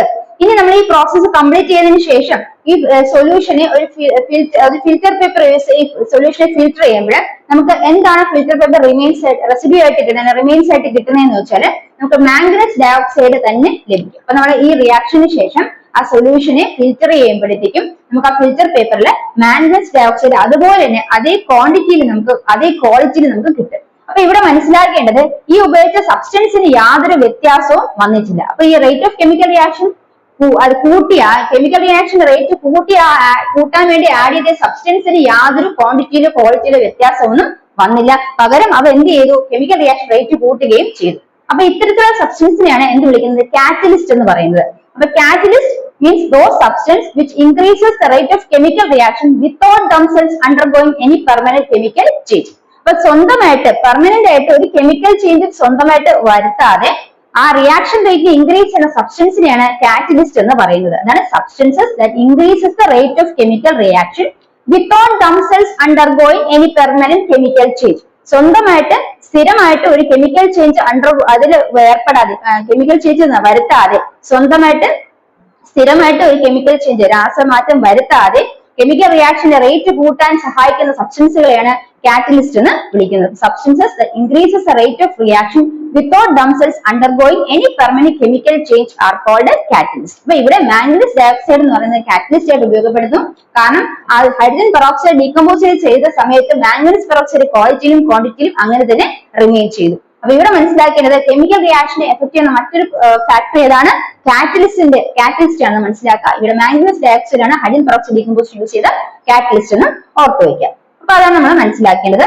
സ്വാധീനം അല്ലെ, ഉൾപ്രേരകങ്ങളുടെ സ്വാധീനം. ഈ പറയുന്ന ഹൈഡ്രജൻ പെറോക്സൈഡ് സംയുക്തം വിഘടിച്ചപ്പോഴത്തേക്ക് നമുക്ക് വാട്ടറും അല്ലെങ്കിൽ ജലവും അതുപോലെ ഓക്സിജനും കിട്ടി. ഇനി ഓക്സിജൻ ആ പറയുന്ന ബോയിലിംഗ് ട്യൂബിലേക്ക് നമ്മൾ കുറച്ച് ഒരു കത്തുന്ന ഒരു ചന്ദനത്തിരി എടുത്ത് അതിലേക്ക് ഇട്ടപ്പോഴത്തേക്കും അത് കത്തുന്നതായിട്ട് തന്നെ നമുക്ക് കാണാൻ സാധിച്ചു. പക്ഷെ രണ്ടാമത്തെ കേസിൽ നമ്മൾ മാംഗനസ് ഡയോക്സൈഡ് എന്ന് പറഞ്ഞ സബ്സ്റ്റൻസ് ആ പറയുന്ന ബോയിലിംഗ് ടെസ്റ്റ് ട്യൂബിലേക്ക് ഹൈഡ്രജൻ പെറോക്സൈഡ് ട്യൂബിലേക്ക് ആഡ് ചെയ്ത സമയത്ത് വളരെ സ്പീഡിൽ ആ ചന്ദനത്തിരി കത്തുന്നതായിട്ട് കാണാൻ സാധിച്ചു. എന്തുകൊണ്ടാണ്? ഹൈഡ്രജൻ പെറോക്സൈഡ് ഡീകമ്പോസിഷൻ വിഘടനം വളരെ വേഗത്തിൽ നടന്നതിന്റെ കാരണം എന്താണ്? മാംഗനസ് ഡയോക്സൈഡ് എന്ന് പറയുന്ന സബ്സ്റ്റൻസ് അല്ലെങ്കിൽ വസ്തു ഒരു പദാർത്ഥം അതിൽ ആഡ് ചെയ്ത സമയത്ത് അതെന്ത് ചെയ്തു? കെമിക്കൽ റിയാക്ഷൻ ആക്കം കൂട്ടി. കെമിക്കൽ റിയാക്ഷൻ ആക്കം കൂട്ടിയ സമയത്ത് ഹൈഡ്രജൻ പെറോക്സൈഡ് ഭയങ്കരമായിട്ട് ഡീകമ്പോസ് ചെയ്തു. അതിന്റെ ഫലമായിട്ട് കൂടുതൽ ഓക്സിജൻ പുറത്തേക്ക് വിടുകയും അതിന്റെ ഫലമായിട്ടാണ് ആ ചന്ദനത്തിരി സ്പീഡിൽ കത്തുകയും ചെയ്തത്. അപ്പൊ അവിടെ മനസ്സിലാക്കേണ്ടത് മാംഗനസ് പെറോക്സൈഡ് എന്ന് പറയുന്ന ആ വസ്തുവിന് യാതൊരു മാറ്റവും സംഭവിച്ചു. നമ്മളൊരു ഫിൽറ്റർ പേപ്പർ ഉപയോഗിച്ച് ആ ലായനി അഴിച്ചു നോക്കിയപ്പോൾ എന്ത് കാണാൻ സാധിച്ചു? മാംഗനസ് ഡയോക്സൈഡ് അതേപോലെ തന്നെ അതേ ക്വാളിറ്റിയിലും ക്വാണ്ടിറ്റിയിലും അവശേഷിക്കുന്നതായിട്ട് മനസ്സിലാക്കി. അപ്പൊ സ്വന്തമായിട്ട് യാതൊരു രാസമാറ്റത്തിന് വിധേയമാകാതെ രാസപ്രവർത്തനത്തിന്റെ വേഗത്തെ വർദ്ധിപ്പിക്കുന്ന പദാർത്ഥങ്ങളെയാണ് ഉൾപ്രേരകങ്ങൾ അല്ലെങ്കിൽ കാറ്റലിസ്റ്റ് എന്ന് പറയുന്നത്. അപ്പൊ സ്ഥിരമായ രാസമാറ്റത്തിന് വിധേയമാകാതെ സ്വയം വിധേയമാകാതെ രാസപ്രവർത്തന വേഗം വർദ്ധിപ്പിക്കുന്ന പദാർത്ഥങ്ങളെയാണ് എന്ത് വിളിക്കുന്ന ഉൾപ്രേരകങ്ങൾ അല്ലെങ്കിൽ കാറ്റലിസ്റ്റ് എന്ന് വിളിക്കുന്നത് ഓർത്ത് വയ്ക്കുക. അപ്പൊ ഈ ഒരു പോയിന്റിൽ നമ്മൾ ഹൈഡ്രജൻ പെറോക്സൈഡിലെ വിഘടനത്തിന് ഉപയോഗിക്കുന്ന ഉൾപ്രേരകം ഏതാണ്? മാംഗനസ് ഡയോക്സൈഡ് ആണ് ഓർത്ത്. മാംഗനസ് ഡയോക്സൈഡ് ഇവിടെ ഉൾപ്രേരകമായി ഉപയോഗിക്കുന്നു. അപ്പൊ എന്താണ് ഉൾപ്രേരകങ്ങൾ മനസ്സിലായി. രാസപ്രവർത്തനത്തിന്റെ വേഗത എങ്ങനെയാണ് ഉൾപ്രേരകങ്ങൾ വർദ്ധിപ്പിക്കുന്നത് മനസ്സിലായി. അടുത്ത് നോക്കുക, മറ്റൊരു എക്സാമ്പിൾ പറഞ്ഞിരിക്കുന്നത് അമോണിയ മാനുഫാക്ചർ ചെയ്യുന്നു ബൈ ഹേബർ പ്രോസസ്. ഹേബർ പ്രോസസ്സിലൂടെ അമോണിയ മാനുഫാക്ചർ ചെയ്യുന്നു. നൈട്രജൻ ഹൈഡ്രജൻ ചേർന്ന് അമോണിയ ഉണ്ടാക്കുന്നു. ഇവിടെ അയൺ എന്ന് പറയുന്നതാണ് ഇവിടെ ഉപയോഗിച്ചിരിക്കുന്ന ഉൾപ്രേരകങ്ങളെ കാറ്റലിസ്റ്റ് എന്ന് ഓർത്ത് വെക്കാം. അപ്പൊ അവിടെ ഒരു മാരോ മാർക്ക് ഫ്രണ്ടിലോട്ടും ബാക്കിലോട്ടും കാണിച്ചത് റിവേഴ്സിബിൾ റിയാക്ഷൻ, അതായത് ഇത് തിരിച്ച് ഡീകമ്പോസ് ചെയ്ത് നമുക്ക് നൈട്രജനും ഹൈഡ്രജനുമായിട്ട് തന്നെ ലഭിക്കുമെന്നാണ് മനസ്സിലാക്കുന്നത്. അപ്പം അമോണിയയുടെ മാനുഫാക്ചർ ഹേബർ പ്രോസസ് വഴി നടത്തപ്പോൾ അവിടെ എന്താണ് കാറ്റലിസ്റ്റ് ഉപയോഗിക്കുന്നത്, ഉൾപ്രേരകം ഉപയോഗിക്കുന്നത്. അവിടെ അയൺ എന്ന ഉൾപ്രേരകമാണ് ഉപയോഗിക്കുന്നത്. രണ്ടാമത്തെ കേസിൽ സൾഫ്യൂരിക് ആസിഡ് മാനുഫാക്ചർ കോണ്ടാക്ട് പ്രോസസ്സിലാണ് ഇത് ചെയ്യുന്നത്. അവിടെയും ഒരു ഉൾപ്രേരകം ഉപയോഗിക്കും. അതിനാണ് വനേഡിയം ഓക്സൈഡ് എന്ന് പറയുന്നത്. അപ്പൊ അവിടെയും ഒരു ഉൾപ്രേരകം ഉപയോഗിക്കും. അപ്പൊ മനസ്സിലാക്കിയത് ഒരു രാസപ്രവർത്തന വേഗം rate of chemical reaction increase ചെയ്യുന്നത് എന്തൊക്കെ എഫക്ട് ചെയ്യും? നേച്ചർ ഓഫ് റിയാക്ടൻസ് അല്ലെ, nature of reactants, concentration of reactants, പിന്നെ surface area of reactants, temperature, അതോടൊപ്പം തന്നെ presence of catalyst is also influence rate of chemical reaction. ഇപ്പൊ കെമിക്കൽ റിയാക്ഷനെ effect ചെയ്യുന്നത് ഇത്രയും ഫാക്ടേഴ്സ് ആണെന്ന് ഓർത്ത് വയ്ക്കാം. ഇനി നമുക്ക് നേച്ചറിൽ ധാരാളം കാറ്റലിറ്റിക് പ്രോസസ്സ് നടക്കുന്നുണ്ട്. അതായത് ഒരു ലിവിംഗ് സെൽ എടുക്കുകയാണെങ്കിൽ പല കെമിക്കൽ റിയാക്ഷൻസ് നടക്കുന്നു. അതിന്റെ ടെമ്പറേച്ചർ നോർമൽ, പ്രഷർ നോർമൽ ആയിട്ട് പല കെമിക്കൽ റിയാക്ഷൻസ് നടക്കുന്നു. ആ കെമിക്കൽ റിയാക്ഷൻസിന്റെ സ്പീഡ് കൂട്ടുന്നതിന് വേണ്ടിയിട്ട് ചില പ്രോട്ടീൻ മോളിക്യൂൾസ് അതിൽ പങ്കെടുക്കുന്നു. ആ പ്രോട്ടീൻ മോളിക്യൂൾസ് എൻസൈംസ് എന്നറിയപ്പെടുന്നു. അപ്പം നമ്മുടെ ബോഡിയിൽ നടക്കുന്ന പല കെമിക്കൽ പ്രോസസ്സ് ആക്സലേഷൻ സ്പീഡ് കൂട്ടാൻ വേണ്ടി യൂസ് ചെയ്യുന്ന പ്രോട്ടീൻ മോളിക്യൂൾസ് അതിനറിയപ്പെടുന്ന പേരാണ് എൻസൈംസ് എന്ന് മനസ്സിലാക്കുക. എൻസൈംസ് പറഞ്ഞ് കാറ്റലിസ്റ്റ് ആയിട്ട് പ്രവർത്തിക്കുന്നവയാണ്. അപ്പൊ അതിന് എക്സാമ്പിള് ഇപ്പൊ സലൈവറിൽ കാണുന്ന അമിലേസ് എന്ന എൻസൈം ആണ് സ്റ്റാർച്ചിനെ മാൾട്ടോസ് ആയിട്ട് കൺവേർട്ട് ചെയ്യുന്നത്. സ്റ്റാർച്ചിനെ മാൾട്ടോസ് ആയിട്ട് കൺവേർട്ട് ചെയ്യുന്ന സലൈവറിൽ കാണുന്ന അമിലേസ് എന്ന എൻസൈം ആണെന്ന് ഓർത്ത് വെക്കുക. അപ്പൊ എൻസൈം എന്ന് പറഞ്ഞാൽ എന്ത് തന്നെയാണ്? കാറ്റലിസ്റ്റ് തന്നെയാണ് ഓർത്ത് വെക്കാം. ഇപ്പൊ കെമിക്കൽ പ്രോസസ്സിൽ ഈ റിയാക്ഷൻ സ്പീഡ് ആയിട്ട് നടക്കുന്നതിന് വേണ്ടിയിട്ട് അവിടെ യൂസ് ചെയ്യുന്ന പ്രോട്ടീൻ മോളിക്യൂൾസ് ആണ് എൻസൈംസ്. അത് same as set of catalyst ആണ് ഓർത്ത് വയ്ക്കാം. അപ്പൊ അത്രയാണ് നമ്മൾ ഇവിടെ മനസ്സിലാക്കേണ്ട കാര്യങ്ങൾ. അപ്പൊ നമ്മളിവിടെ ഉൾപ്രേരകങ്ങൾ പ്രകൃതിയിൽ ധാരാളം ഉൾപ്രേരകം നമ്മൾ വനേഡിയം ഓക്സൈഡ്, വനേഡിയം പെന്റോക്സൈഡ് ആണ് എവിടെ യൂസ് ചെയ്യുന്നത്? സൾഫ്യൂരിക് ആസിഡിന്റെ വ്യാവസായിക നിർമ്മാണത്തിൽ ഉപയോഗിക്കുന്ന വനേഡിയം പെന്റോക്സൈഡ് എന്ന കാറ്റലിസ്റ്റ് ആണ്.